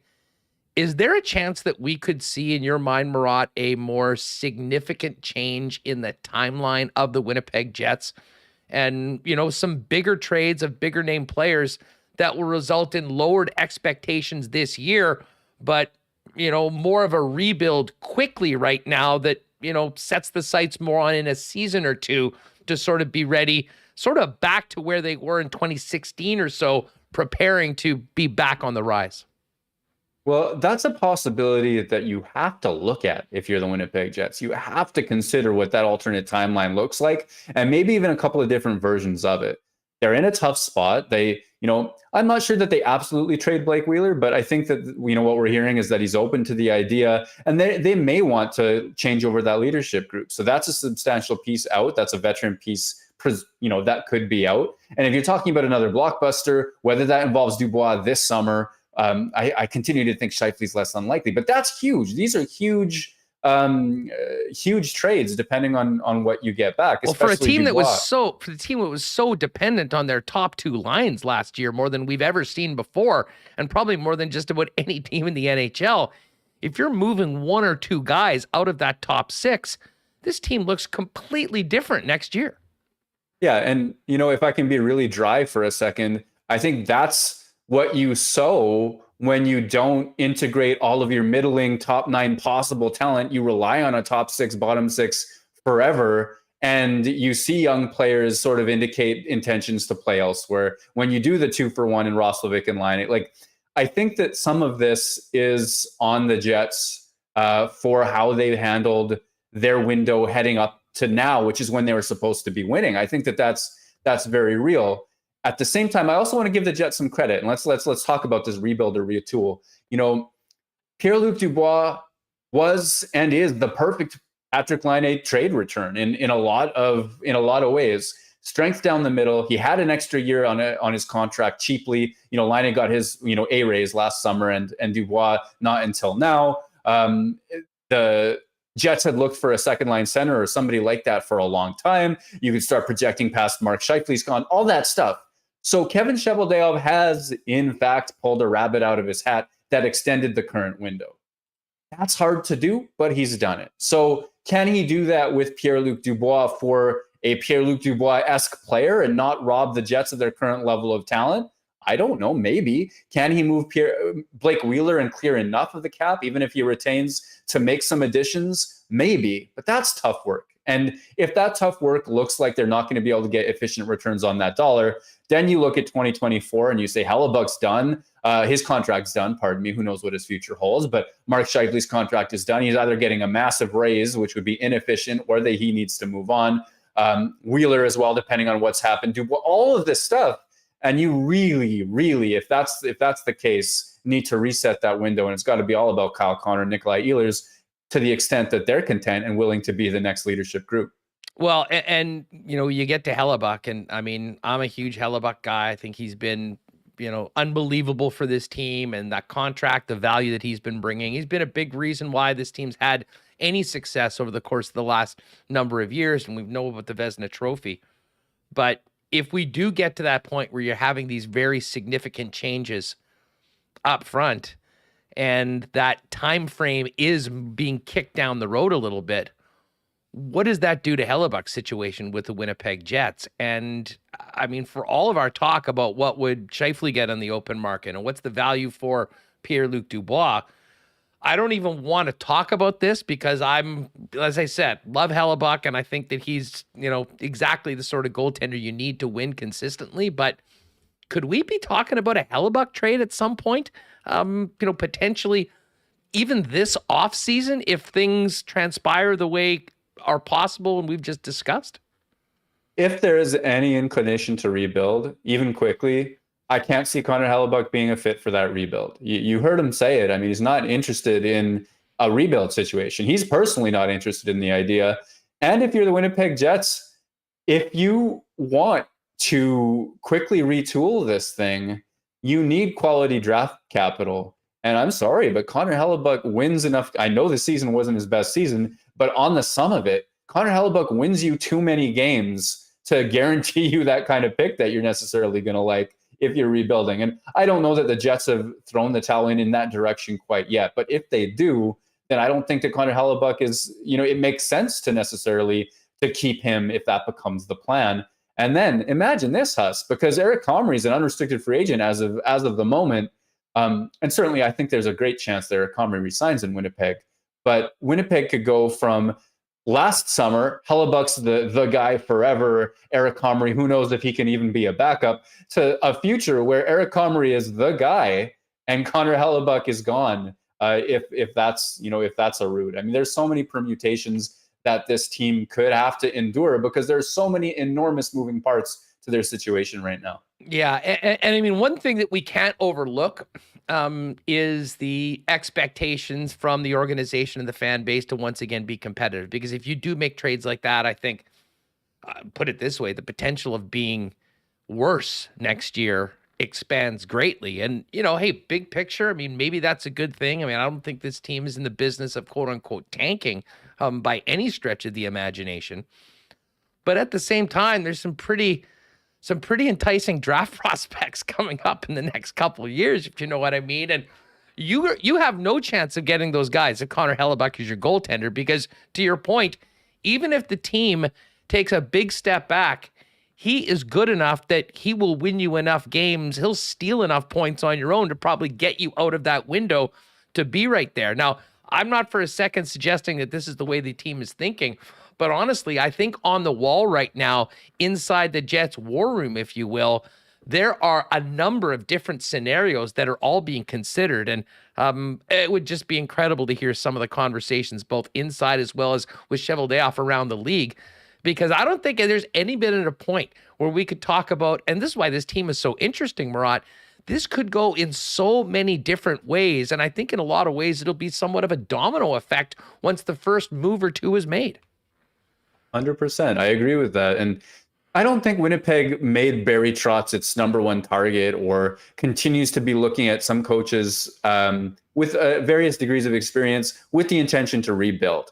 I don't think it saw empty seats in its stadium or last year and thought to itself, well, you know what, we don't want playoff revenue. You know what I mean? Like, I don't think that at the very top, that's the dream or the goal.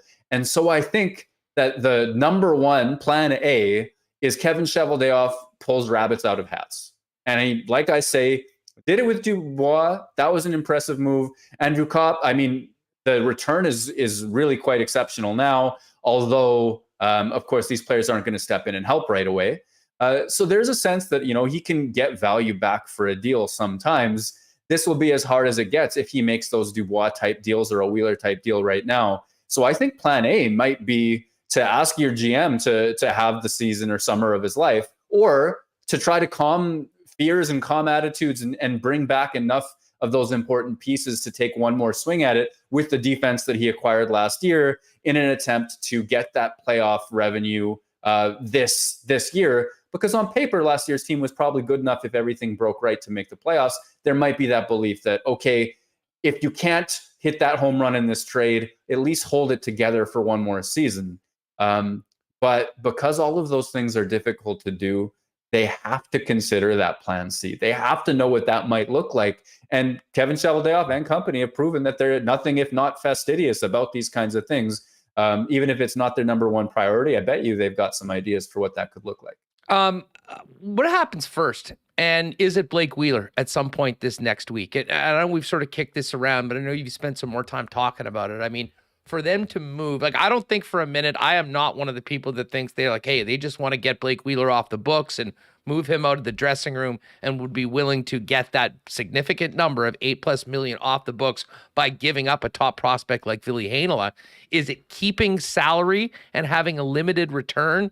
Is it trading Blake Wheeler for another player that is probably quote unquote overpaid by their current production and at the point in their career?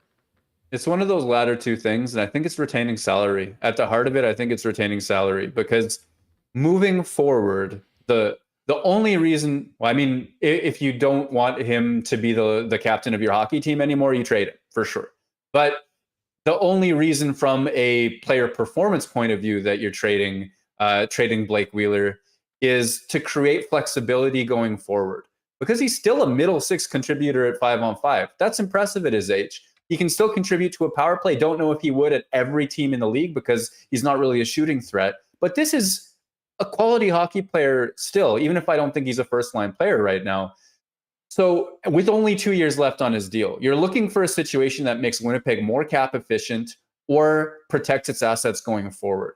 There's no point to a Blake Wheeler trade if you have to trade a top prospect like Ville Heinola along with it, especially given how few picks the Jets have made in recent seasons. This is the first time in forever, which is not a metric official term, but like a first time in several years that they've had close to a full complement of picks at the draft. And I think that you're doing a disservice to the flexibility that you're gaining by pulling the rug out from the future by trading a Ville Heinola or somebody else like that to make that trade happen. If you're taking an overpaid player, you better hope that it's somebody whose contract you can get out of within a year. I think the ideal circumstance by far is salary retained, and the flexibility that comes with that without adding another albatross, and recognizing the fact that the guy can still play hockey. Murat of The Athletic is with us. I know next week we'll save free agency talk for after the draft, because that'll be if you look at the list of players, I mean, there is a significant amount of talent. And if the Winnipeg Jets are moving on from a number of players, they'll be in a very different situation where they'll have space, they'll have opportunity, and they'll have some money to spend on it. And maybe this team looks even more different than we've said. But as I said, that's for a couple weeks. Going into next week, I know you've got probably a lot set up in the Athletic before we get to the first round. 2 first-round picks, plenty of potential for player moves. Do you think something happens before we get to the draft floor involving a significant member of the top 6? Let's just put it that way. Wheeler, Scheifele, Dubois before the draft. And have you heard anything about the Jets trying to maybe get even a little more aggressive to move up in the draft or get another pick? My sense is that, 14 they'll pick. They're not going to trade down from 14, that's for sure. And I think that they'll make that pick at 30th as well. Though I'm not as in lockstep about that. If a trade does happen, you're going to be looking at a first round pick or perhaps an opportunity to get even higher. I would bet that is a goal for the team, to be sure. And do I think, yes or no, that something will happen? I think that that's where we're at with the Winnipeg Jets. Get that head coach hired, have that quick conversation with the leadership group, and if this team really is looking to turn the page, then maybe you do see somebody like Blake Wheeler get moved. A lot of interesting topics covered in Murat's latest in the mailbag. You can find that at The Athletic, and I'm imagining there'll be a story or two getting ready to preview what could be. Honestly, I'm just thinking about this as we speak. This next week, Murat, could be the most transformative and significant week, player movement and management-wise, in the Winnipeg Jets in a number of years. And I mean, the only times I can really consider comparing it to would be the Line A trade. But I mean, we've got the potential of that, plus a new head coach, plus big draft picks. I mean, this actually could be one of the biggest weeks in Jets history since they came from Atlanta.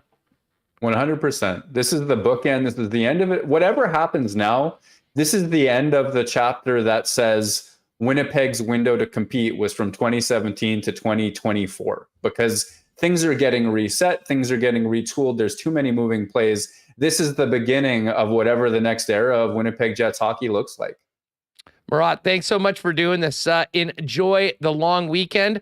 Hopefully you won't be called up to work, depending on what happens. We've got our fingers crossed that any announcements are in line with whatever weekend plans we have. We'll see whether that happens, and we'll look forward to catching up before the Jets pick a couple times, and we'll see what happens next week heading into round 1 in Montreal. I love all of it. Thanks, Gus. Thanks for having me. Appreciate it, dude. There he is, Murat Atesh at WPG Murat on Twitter. And if you're not subscribing to The Athletic, what the heck are you waiting for? Murat with incredible Winnipeg Jets content, along with all of his great colleagues, and Corey Proman and the draft group with some great stuff as well that you'll want to check out before everyone hits the podium next week. All right, this has been awesome. Again, great crew here in the YouTube chat. Make sure you hit that red subscribe button if you haven't already, and welcome to all the newcomers. It's great to see you here. We are here each and every day, 1 o'clock Central, live on YouTube. And if you're not normally able to join us on YouTube, make sure you find us on wherever your favorite podcast platform is. Winnipeg Sports Talk, Apple, Spotify, Stitcher. You know the deal. Subscribe and tell a friend. Hey, I'm heading out to the Downs, and we will get to our Downs picks a little later on. Doing it with my friends at Not AutoCorp tonight. Very much looking forward to seeing Trev and the gang. But of course, they've been busy right now. Cars are moving, and a lot of people basically, a lot to do with what the gas prices are, thinking about maybe a move to electric vehicles right now. And Not's been the leader in Teslas and electric vehicles for years here in Winnipeg, and they've got a great program right now called the Tesla Experience, which will teach you everything you need to know about a switch to an electric vehicle. Give them a buzz or pop down and find out more about that. And bottom line is, if you're in the market for a new whip, why not get into the car of your dreams at an incredible price with the help of the Not team? Waverly and McGillivray online as well at not.ca. Big cheers to our friends at Little Brown Jug. Don't forget, you got a couple more days to get in on that contest to win a couple Folk Festival 4-day passes. Little Brown Jug, very proud to be the official beer of the Folk Fest, and they've got the Folk Fest lager available. LBJ wants to send you and your bestie to the Folk Festival with a 4-day pass on us. Purchase a 24-pack of Folk Fest lager to be automatically entered. You must purchase from the tap room on William Avenue or online for pickup only. The contest is valid now until Friday at 11 p.m. The lucky winner will be drawn and contacted on July 2nd. Good luck to everyone. Again, Little Brown Jug, online at littlebrownjug.ca and in the exchange. And thanks again to everyone that joined us last Friday for the show on the road. No big Bomber report right now because the team's just getting ready to get back to practice, but we will hit the blue and gold heading into the weekend. And when we're back after the long weekend, it's going to be game day for the Bombers and the Toronto Argonauts. But the next time the Bombers are back at IG Field, make sure you come early for all the fun pregame at the Princess Auto tailgate party. Mother Nature didn't really cooperate very well, and they had to shut it down and take it inside last week, but hopefully that won't be the case. Opens a couple hours before kickoff. Cheap beers, hot dogs, pop, great prizes from the Princess Auto gang as well. And of course, Princess Auto, proud sponsors of the Bombers and the place where you'll find the best deals on the most unique assortment of tools and equipment around. Everything you need to complete the projects on your list or start something new is at Princess Auto. Visit them at Panet Road or their Portage Avenue West location, or shop online 24/7, 365 at princessauto.com. And hey, just before we welcome in Brent Fitz of Took, of course, if you're thinking about getting out on the weekend or kicking around the city, make sure to mix in a blizzard. Nothing better than celebrating the Canada Day long weekend with the great taste of Dairy Queen. And of course, the Nick and Nicky DQ are ready to help you out. DQ Niverville, DQ Northgate, DQ Polo Park, and DQ St. Anne's. And all three locations in the city are now available on all the delivery apps. I skipped an order from the St. Anne's location. It was phenomenal a couple days ago. Tried the bacon 2-cheese stack burger. I highly recommend. Hey, hit them up on Instagram as well at DQ Manitoba if you need to order a cake for an upcoming event. All right, well, listen, we've talked draft, we've talked trades. Let's have a little fun. Let's get ready for the long weekend and talk to one of the best Jet fans around and one of Winnipeg's most incredible, talented musicians, who's played all around the world and is back this weekend with his band Took, playing Friday night at Dauphin's Country Fest after all the country music's finished up on the stage at the top of the hill. On Winnipeg Sports Talk now, we welcome in the one and only Brent Fitz. Brent, what's going on, man? It's great to have you back on Winnipeg Sports Talk, and love the hat. I'm in Vegas, but this is how I roll every day. That's what I'm talking about. For folks that are listening on the podcast, he's got a beautiful old school Jets hat on and a black T-shirt that just says Jets and Bombers. And I guess you do need to fly the flag, considering that the Manitoba Mafia is, for all intents and purposes, running the Vegas Golden Knights. It's not myth. It's fact. Think about how many players from Winnipeg or from Manitoba or Brandon in general, and everyone busts on me because I love my Jets. I live and bleed as a prairie boy and hometown Winnipeg kid, my Jets. But I love the fact that hockey is alive and well in Las Vegas. And I've lived here 20 years and I've seen the whole growth of the sport here. But I'm very biased to Winnipeg. I'm very proud of my fellow Winnipeggers. So I cheer Knights. And my argument is there's a lot of Winnipeg on that team. That's all I got to say. Now, we'll talk about the music, what's happening with Took, your work with Slash, and everything else, and that could take a long time. But I've got to pick your brain as a Jets fan right now. I know you pay attention to the show and what's happening with this hockey club. This is going to be a wild offseason, and not a lot has already happened. I was kind of hoping you might be bringing Barry Trotz out on stage when you're in Dauphin talking about the team. That is not happening. What do you make? How are you handling all the uncertainty about the hockey team from Vegas before you get back home? I mean, it stings just because this uncertainty is the biggest word that we just don't know. But I all I can comment on without getting specific about who should coach the team and whatnot is we've been resilient, strong supporters of this team, and we've been through a lot. I've been a 40+ year fan of the team, and I'm not going anywhere. And it will survive. You know what? It's not easy to be a Jets fan, and here we are. But I tell all my friends in Las Vegas here who were confused when their Golden Knights didn't make the playoffs this year, and I'm like, you know what?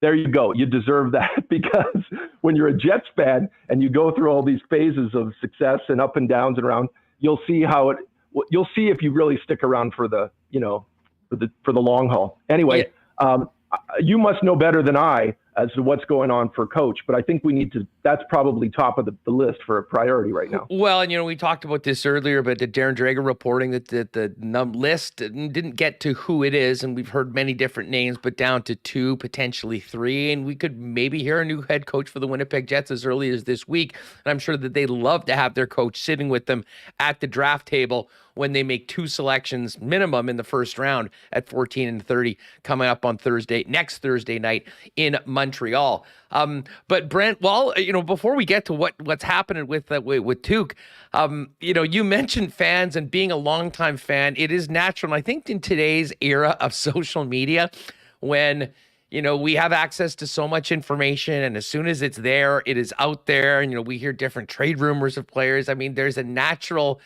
instinct, I think, for some people to become exceptionally fatalistic when we're talking about the plight of the team. And certainly last year was a disappointing year. I mean, there's a lot of talent on the Winnipeg Jets. I think everyone expected that this team would be a playoff team, and you've got Paul Maurice leaving and the entire miserable second half of the year.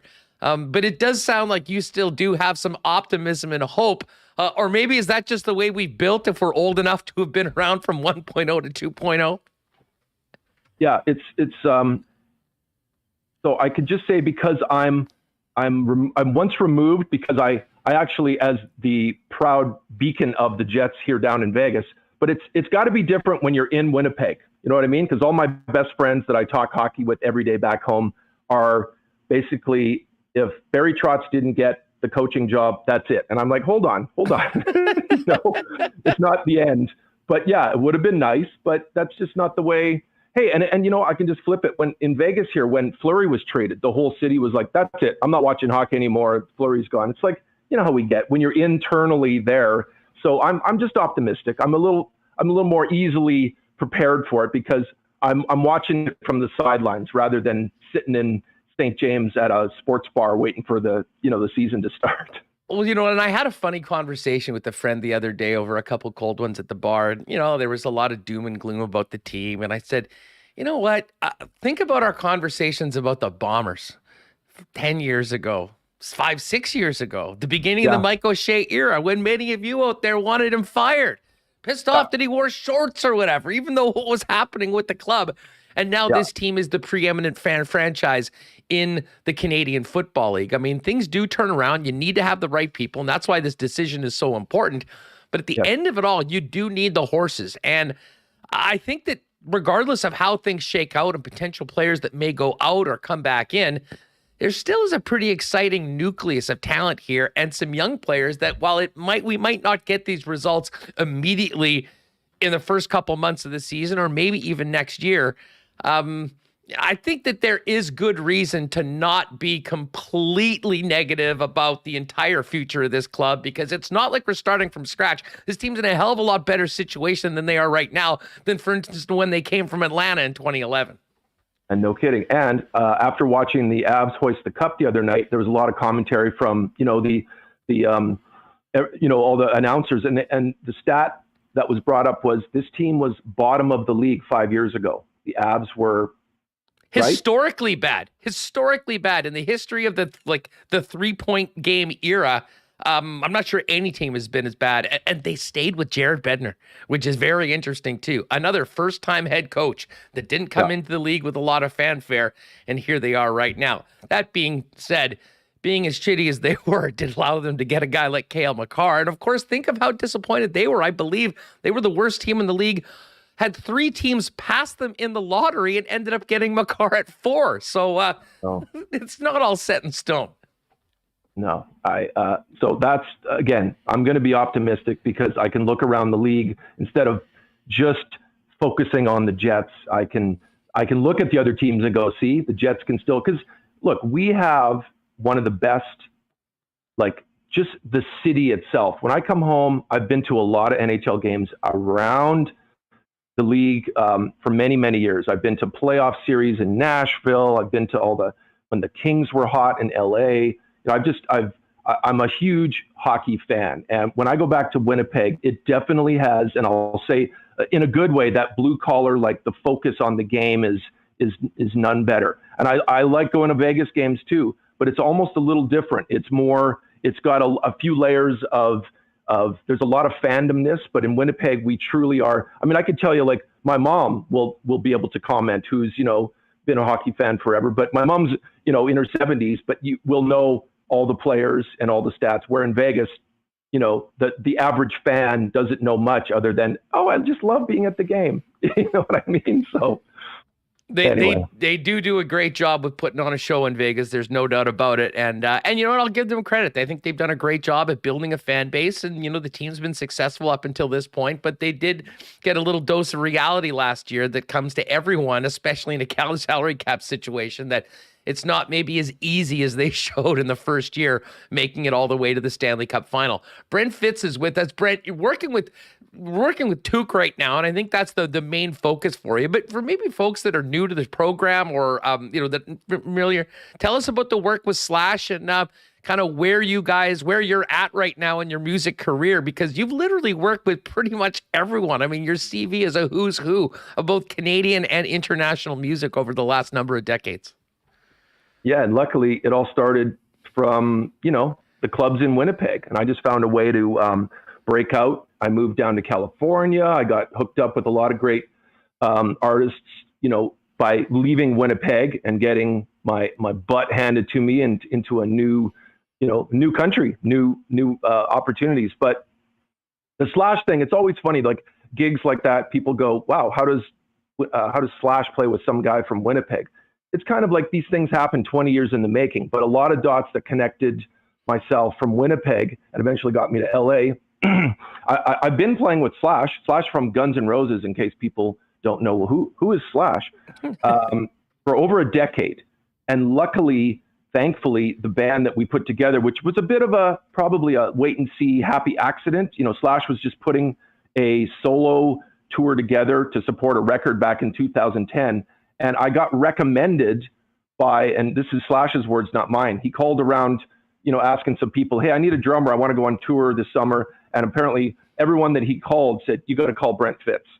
So I'll take that as a pretty cool, you never know when the phone's going to ring, and you never know when you get that random call. But I had no control over that one day that I got the call. But hey, before Slash, I had played with Alice Cooper, worked with, members of Motley Crue and Kiss and a whole bunch of others. So when you eventually get a call and an opportunity like that, it's all the stuff you did before that built up to that. It's almost like I played for a bunch of teams, and then I got to play, I was in the WHA for a little while. I was in the minor leagues. I was in the AHL, and then you eventually get to play in the NHL, if that makes any sense. Well, you're definitely in the NHL playing with a guy like Slash, who's an absolute legend. Are you the first overall pick for your position, or are you a guy that comes in, rounds out the team, and are a great locker room guy, and that's why everyone's saying, man, you got to have Brent as part of your crew if you're doing all this touring and playing so many shows, or both, hopefully.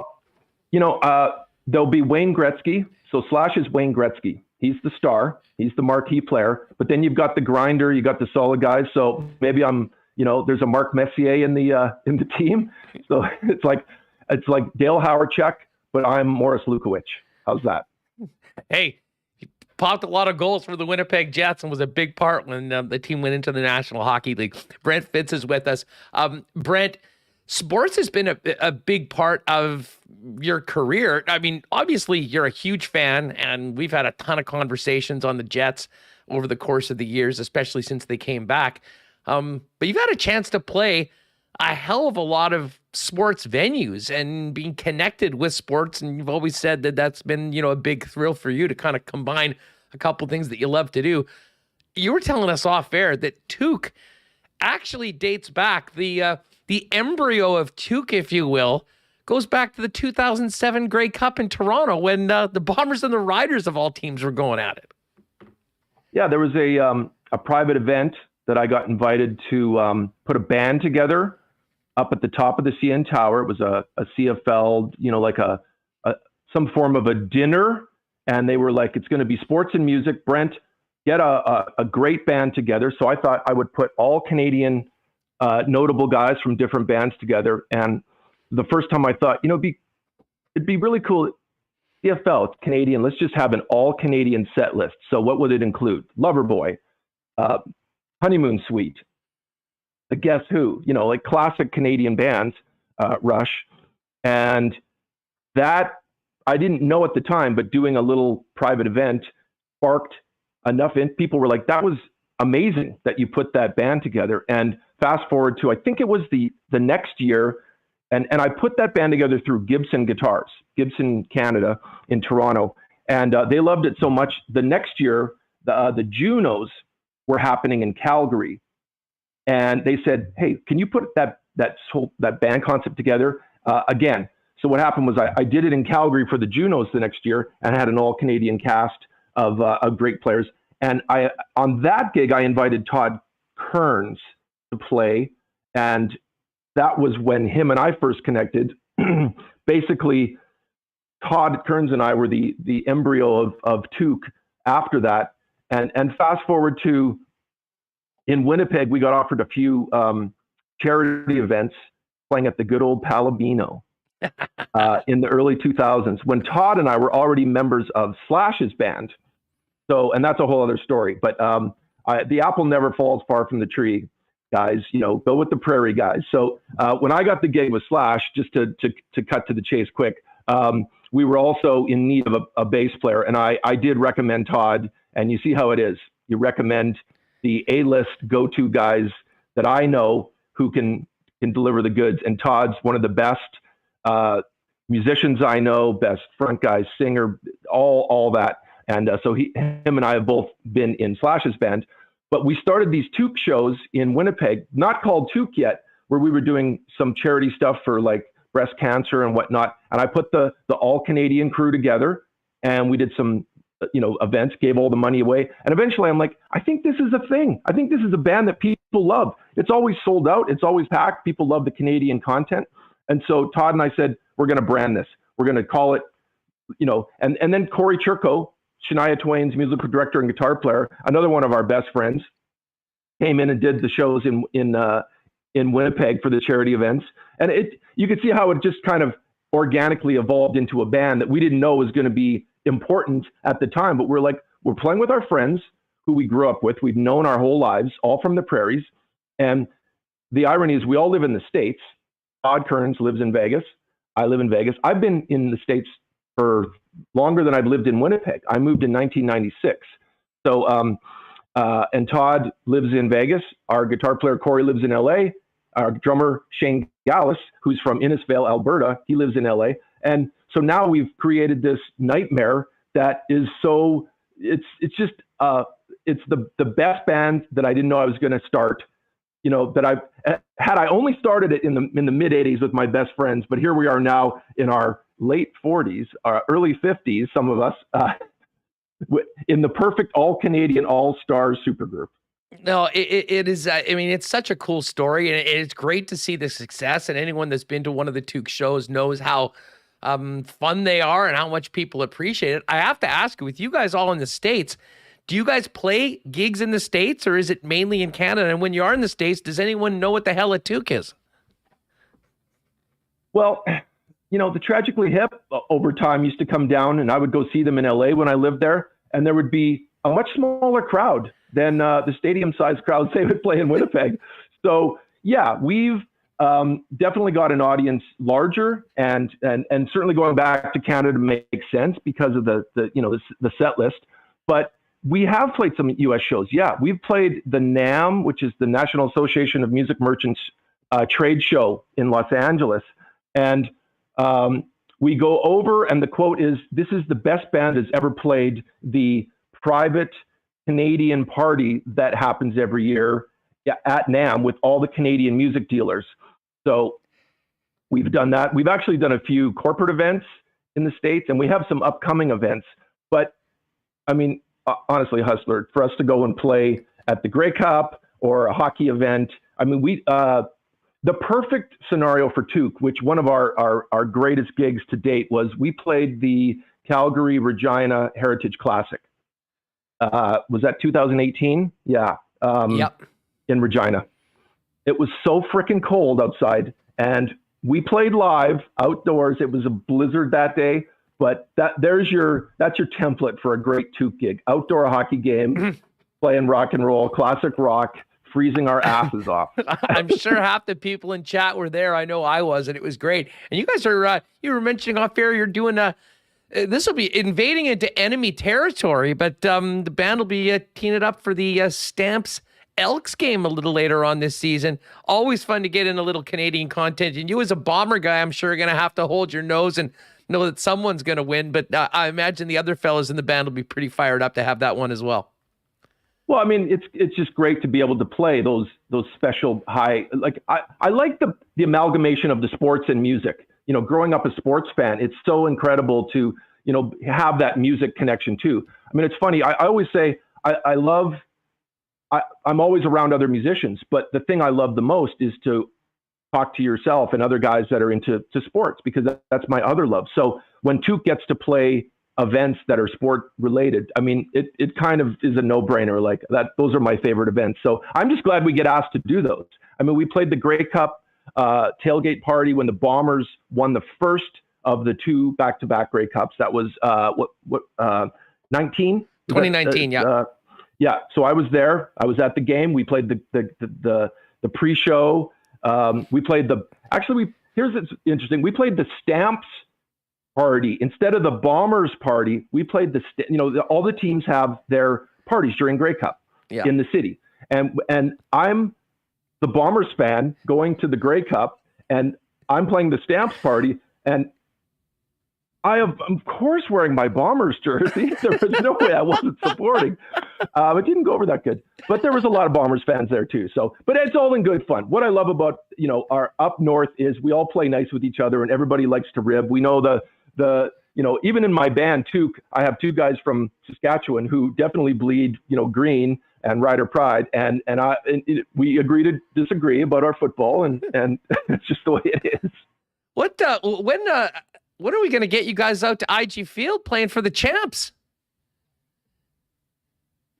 Well, I'm going to fly this one up the flagpole. I know they're paying attention over there at the south side of Winnipeg. That would be helpful because everyone's going to be jealous seeing you play some of these other Canadian CFL venues. Not to mention, when you guys have been around, the Bombers have a pretty good record, as you will mention, from 2019. I have to mention, Hustler. So last season, I was home during the summer, and I got to go to the Banjo Bowl in Winnipeg. So much fun. So I also made sure, because all my best friends play in the house band, Jennifer Hansen's band. They invited me to play with the band for the game. I guess that was my introduction to, if you're coming to the game, you have to play. Well, of course, I did, which was awesome. So at least I have, supported my Bombers, and that was a sold out. Actually, that was one of my favorite games at IG Field as well. I love those. The weather's good around that time of the season, and the Bombers, of course, killed the Riders that day. But interesting note, I had to go back home to Vegas a day later after that, and I went to the Las Vegas Raiders home opener that year 2 days later at Allegiant Stadium. So that was an interesting twist for the Winnipeg kid to go. And I do love the Raiders too, because I'll say I'm a bandwagon NFL Raiders fan because I've never had a team to cheer for. I love my Bombers. That's my football team, but it was just cool to go from a Bombers game and 2 days later go to the Raiders home opener. Well, the best thing about being a Raider fan is you're guaranteed to see Patrick Mahomes come in and get a W once a year. Chiefs fan here right now. I'm sorry. I'm sorry. It's all good. It's all good. Hey, before we talk about what's happening on the weekend, I got to ask you about Slash. He's one of those guys. I don't think many people have heard him speak very much. He's been that sort of mysterious guy back from the GNR days, and there's all sorts of legends about that band. What's he like to play with, and what sort of a dude he is on the road, and how much fun have you been having over the last decade playing with him as part of his band? Well, he's got two Prairie Boys in his band, so he's got to be a pretty cool guy. Got to be cool, that's for sure. Speaks with his guitar. He's one of those quiet, soft-spoken guys, and it's just a pleasure to play music with him because he's very intimidating. He's very powerful and intimidating in a good way. Like his presence is very. It's just to get to work with him and have. When you have that sound and you play three notes and everybody goes, that's Slash. Not many people have that. So he's very special. And what do we talk about and what do we hang out and what do we do? I don't know necessarily that I'm going to be able to drag Slash to a hockey game. Although, hey, he's played like the anthem for sporting events. Hey, he's played the Super Bowl. But yeah, I think he's done the anthem for some Kings games and whatnot. But yeah, I mean, he's just a great. You're not bouncing Jets trade options off of him or getting his thoughts on how the Bomber defense played last week against the Ticats when you guys were on the road. No, he's going to talk about dinosaurs instead. He's a dinosaur expert. That's a true fact. Oh, Brent Fitz is with us here on Winnipeg Sports Talk. So, hey, we're looking forward to having you back in your home province. I know you'll be meeting up with some family and friends, but you and Tuke are going to be playing Friday night up at the top of the hill on the stage at around 11:30. I will be there. Anyone that is going to be at Country Fest, make sure you're there. It should be a great time. For folks that have not seen you and the fellas do your thing, what will they enjoy when they come out and see you guys to finish off the night at Dauphin's Country Fest? Every song's a hit. We set the bar high, so we want everybody to enjoy the entire set without the deep cuts. You know how sometimes you go see your favorite band and it's like, oh, they're going to play 6 songs I've never heard before. Okay. We've been doing this a long time, us guys in Tuke, and we know, the songs that we love and we grew up on, and just ironically, everyone else likes them too. So, and a lot of young kids like it, and a lot of us older guys who grew up on, that era. What era am I talking about?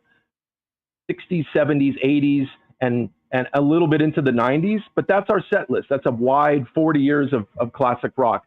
So, and it's just played by guys who love playing together, who grew up, on the streets of Winnipeg, and so we're kind of like everybody's band. It's not my band.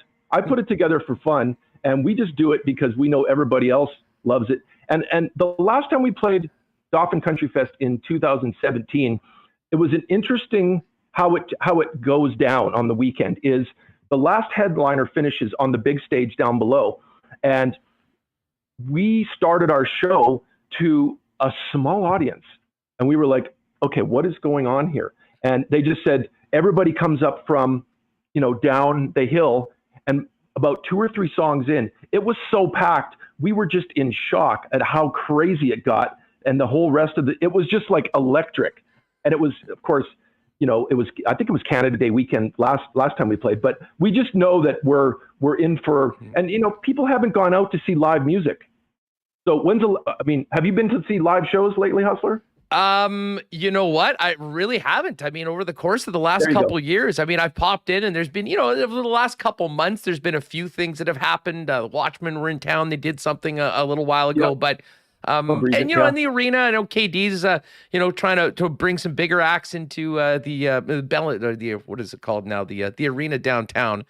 But you know what I mean? Honestly, it is much like, for a lot of people getting into sports, it's been a slow return for a lot of things. Yeah. And, music's a little different because with, sports teams like the Jets, it was still going on. Yeah, it was in the bubble, but people were still following it. For your industry, things basically just stopped. Yeah, it was tough. We started to do these socially distanced shows in the summer last year. We actually played an outdoor event in Edmonton, and all the audience had tables, 6 to a table, and they were spread out on an entire field. And it was weird, but we were happy it was happening because it did bring, it was packed, but it was spread out COVID style. But I think Dauphin Country Fest might be nothing like that. And I think it's going to be a lot more normal, and that's okay. And people need to get out. Summertime, hopefully the weather's better. I was looking at the weather. It might be cold. I mean, it's 100 and Vegas Fahrenheit style. here. Yes, it's cold. It'll be refreshing for you. It's going to be fine. Every time I come home with Winnipeg, I recharge my batteries. I love the people. I love the surrounding areas in Manitoba are beautiful, and Dauphin is going to be just crazy this weekend. We're going to need to get you a back-to-back Grey Cup champs hoodie or something to prop on that show. And of course, you'll have the Jets fat. Brent could do this for another couple hours. Thanks so much. Travel safely back there, back here. I will look forward to seeing you and the fellas on Friday night around 11:30 up at the top of the hill at Dauphin Country Fest, and hopefully we'll have time for maybe a pop later on. Looking forward to it. Hey, thanks for having me on. I really enjoy always talking Winnipeg stuff. Oh, man, that was a lot of fun talking to Brent. And as I just threw in the chat, if you are heading out to Seafest, you can check out all the country tunes and whatever acts that are out there on Friday night. And then top of the amphitheater out in that area, it was always the MTS stage. I'm not sure what it's called this year. It probably is still the MTS stage. Tuke will be there. I'll be there with some of my boys. So if you're out there in the Dauphin area, make sure to pop by and say hi. It should be a heck of a lot of fun. And oh man, he's a great interview. Could have talked to him for another hour. All right, we got to get to our picks, Coolbet lines as well. But do want to thank our friends at Boston Pizza. Big Jays win last night. The Memorial Cup was last night. Tonight we've got more Blue Jays, and then tomorrow the CFL gets going. So if you are kicking around and looking to get out of the house, no better place to watch the games on the big screen with big sound than Boston Pizza. Check out their great new summer menu featuring the carnitas pizza and tacos. Pizza flights are back. And listen, you can also check out their game day deals and order online at bostonpizza.com. And I'll tell you what might be great for this long weekend, picking up some of those delicious Canadian Club and Gingers, ready to drink pre-mixed cocktails. Pick up a 6-pack at your local Canadians beer store. You'll get a free Bomber Slim Can koozie, as well as being entered to win a Winnipeg Blue Bombers jersey. And they're giving one away at each separate vendor, Canadians beer store. So wherever's closest to you, pop in there, get ready for the weekend, and get your chance to win a Blue Bomber jersey. And of course, you can try those CC and Gingers. You get a free one actually with the Jim Beam Social Pass. Shout out to everyone that got one from our show at Little Brown Jug last week. Of course, Canadian Club also proud sponsor in the official spirit of the blue and gold. All right, Remo. Listen, you had as much fun as I did with that Brent Fitz interview, didn't you?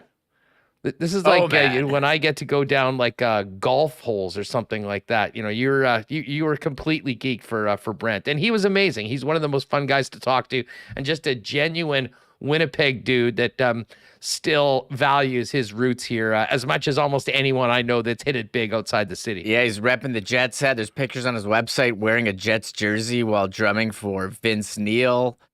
He mentions the Bombers as well. It's funny. He says that he's lived outside of Winnipeg longer than he lived here, but he's still, was wearing the Jets hat. He's supporting them at the Heritage Classic, CFL events, played with everyone. Pretty cool. And I think the chat's all fired up too. I just see everyone's just been listing Canadian rock bands and like shows that they went to. So that was so much fun. It's a fun thing to do before a long weekend. I figured, hey, he's playing Country Fest. Let's email. And I emailed him. He said he listens to the show, and he was a fan. And I was like, are you serious? Like, that's kind of crazy to me. So he's a Winnipeg sports fan. Where else the heck is he going to go every day now that we don't have our old spot? But hey, this is even better, especially for folks like that are on different schedules in different cities.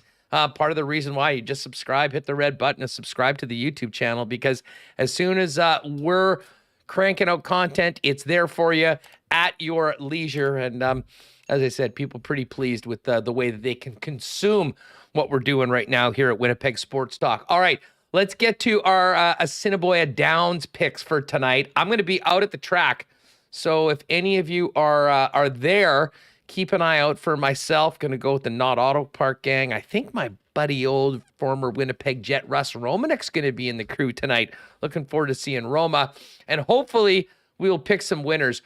Remo, I had the closest call yesterday. I was watching the last couple races on the YouTube channel, and I thought I had hit maybe the biggest one of the year. I did have that $1 triactor that got me, $115. This would have been way bigger. I picked a couple more long shot horses. They were right there. The top three was set. And then damn Camano Comet came in and grabbed him at the end. And the $1 tractor with the favorite winning the race was still $300 on a $1 bet. I can't imagine what would have been done if Camano didn't get in there. Would have been even bigger. And the Superfecta, the 20-cent bet, which I should have made, which I did have correctly, paid over $300 as well. So we're getting real close. I did hit a $9 winner last night on one of the Quinellas.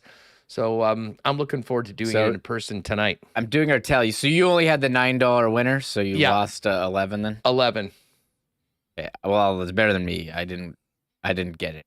So. Well, you got to hit something big. Now, because I'm going there tonight, I'm going to put $10 on the first race, and I'm going to put 10 on the 7th race.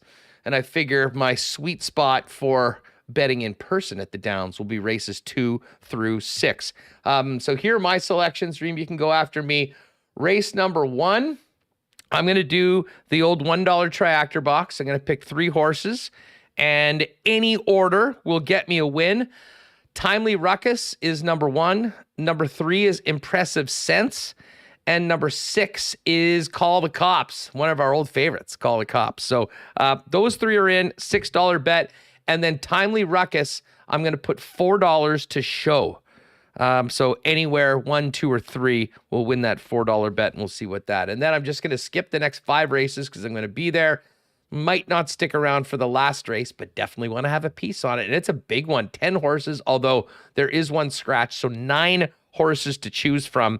I'm going to take number 1, Kick a Little Booty, number 7, Sky View, and number 9, the favorite Tuscan Damsel. So a 1, 9, 7 triactor box. And then I'm going to do 2 $2 bets to round up my 20, $2 on 9 to win, and $2 on number 1, Kick a Little Booty to play. So a little different than I've done recently, but picking away, still with the chance of a big win. And as I say, what I'm hoping is I'll be able to come back with a fistful of cash and a full stomach after hitting that prime rib buffet and hitting a few winners tonight. Where are you going as you try to get out of your slump?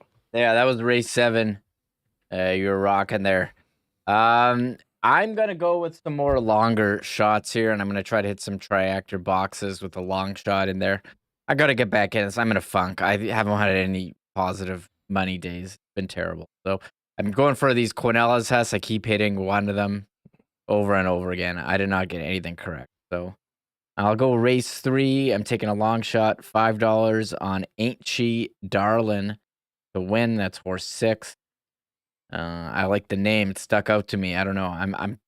Yesterday we talked about we need VLTs, please, and it won. I know. And it was bigger odds too. And I was like, we talk about these great names and then don't bet on them and then they win. It just seems to happen all the time. So race 4, triactor box 158, Home Early Shirley, Lady Nyla, I Am Ain, who we had before. We did. I remember that one.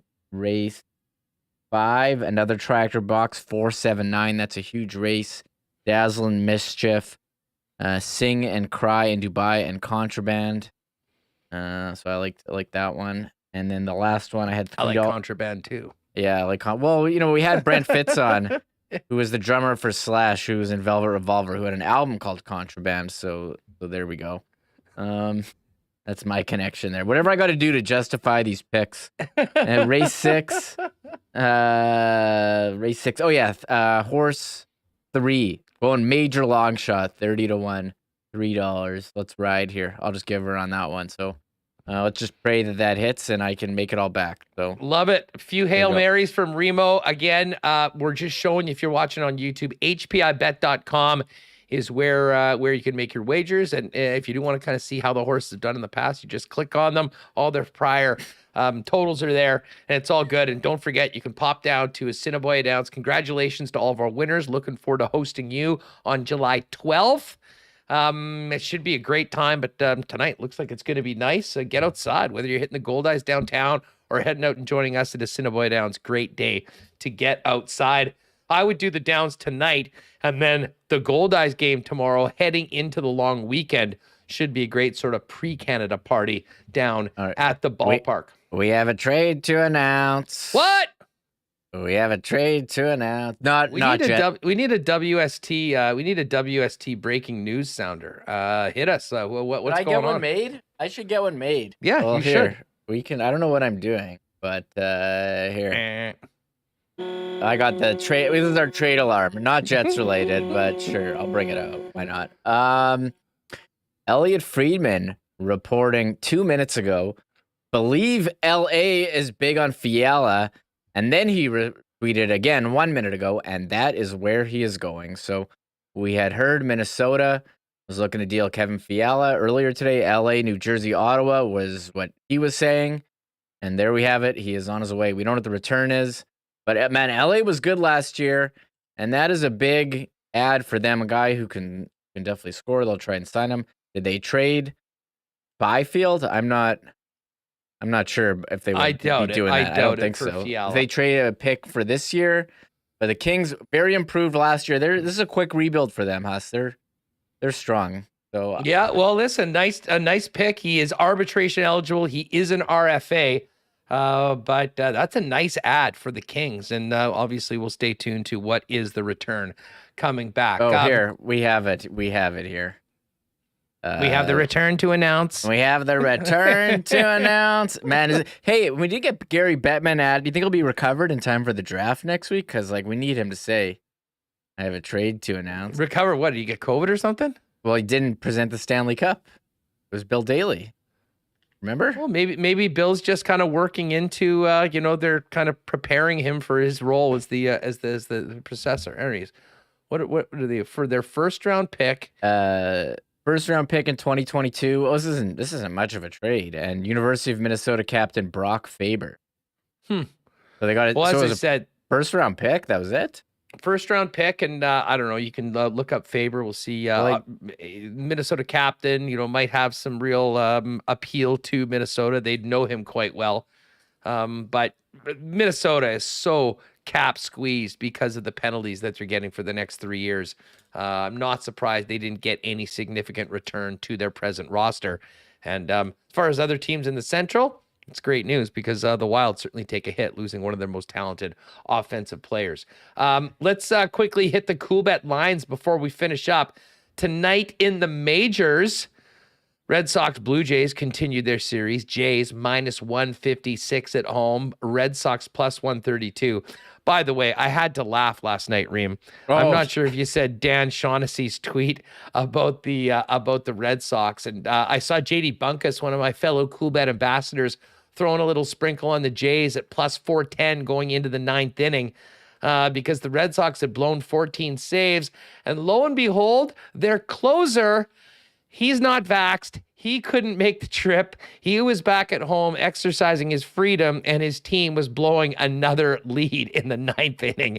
15th blown save of the year, and the Red Sox lose a crucial game in the division to the Toronto Blue Jays without Tanner Houck. Tanner Houck, I have him in fantasy. I had to bench him this week, actually, because they were playing in Toronto.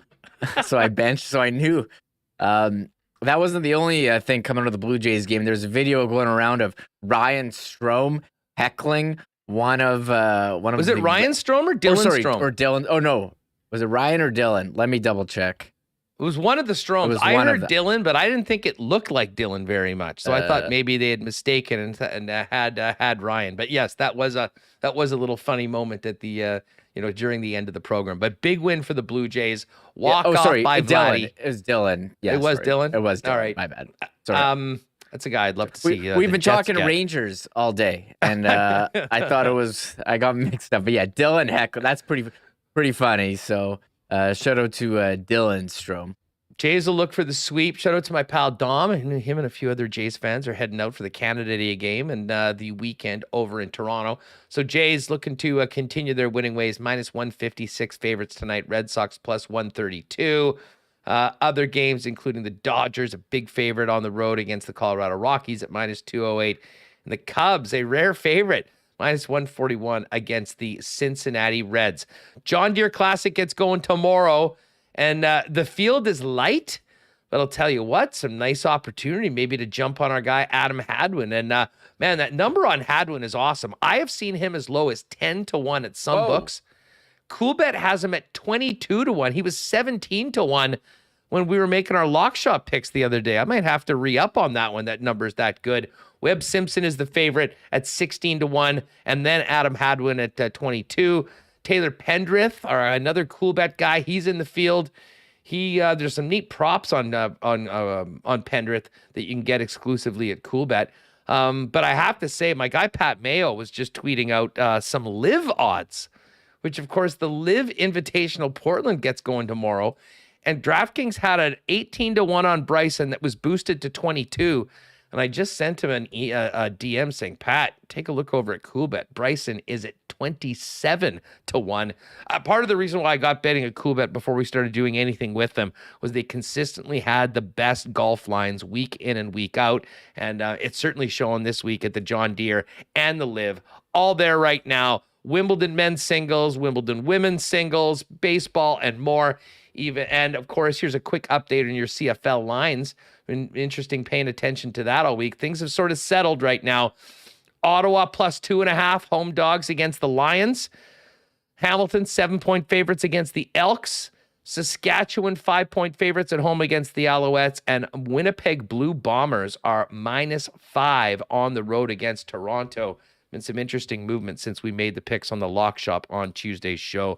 Still pretty fresh with all the content that we put out. Actually, that was yesterday. So grab it wherever you get your favorite podcasts like Winnipeg Sports Talk. Just search the Lock Shop. Anything else, Reem? Yeah, this BC Lions line. Weren't they big favorites before? It seems like that one's really moved. It was 4. It opened at 4. Oh, okay. And so not massive, but still a 1.5.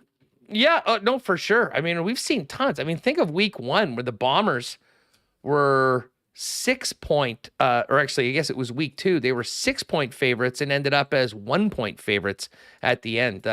Getting on those CFL lines early, picking the games you like and taking advantage of some good lines, I think really can help you early on if you do like to get into the wagering. And hey, if you haven't already played at Coolbet, take advantage of those great lines and use the promo code WST on your first deposit for a 100% bonus on that first deposit up to $200. Use the promo code WST. Hey, we've run real long, so we do want to get the podcast up. Thanks to all of you. Huge crew again today. If you haven't already, hit that red subscribe button, join us daily, and turn those notifications on in case something goes down on the weekend and you want to join us live for any emergency programming on Winnipeg Sports Talk if the Jets do make a big trade or name their head coach.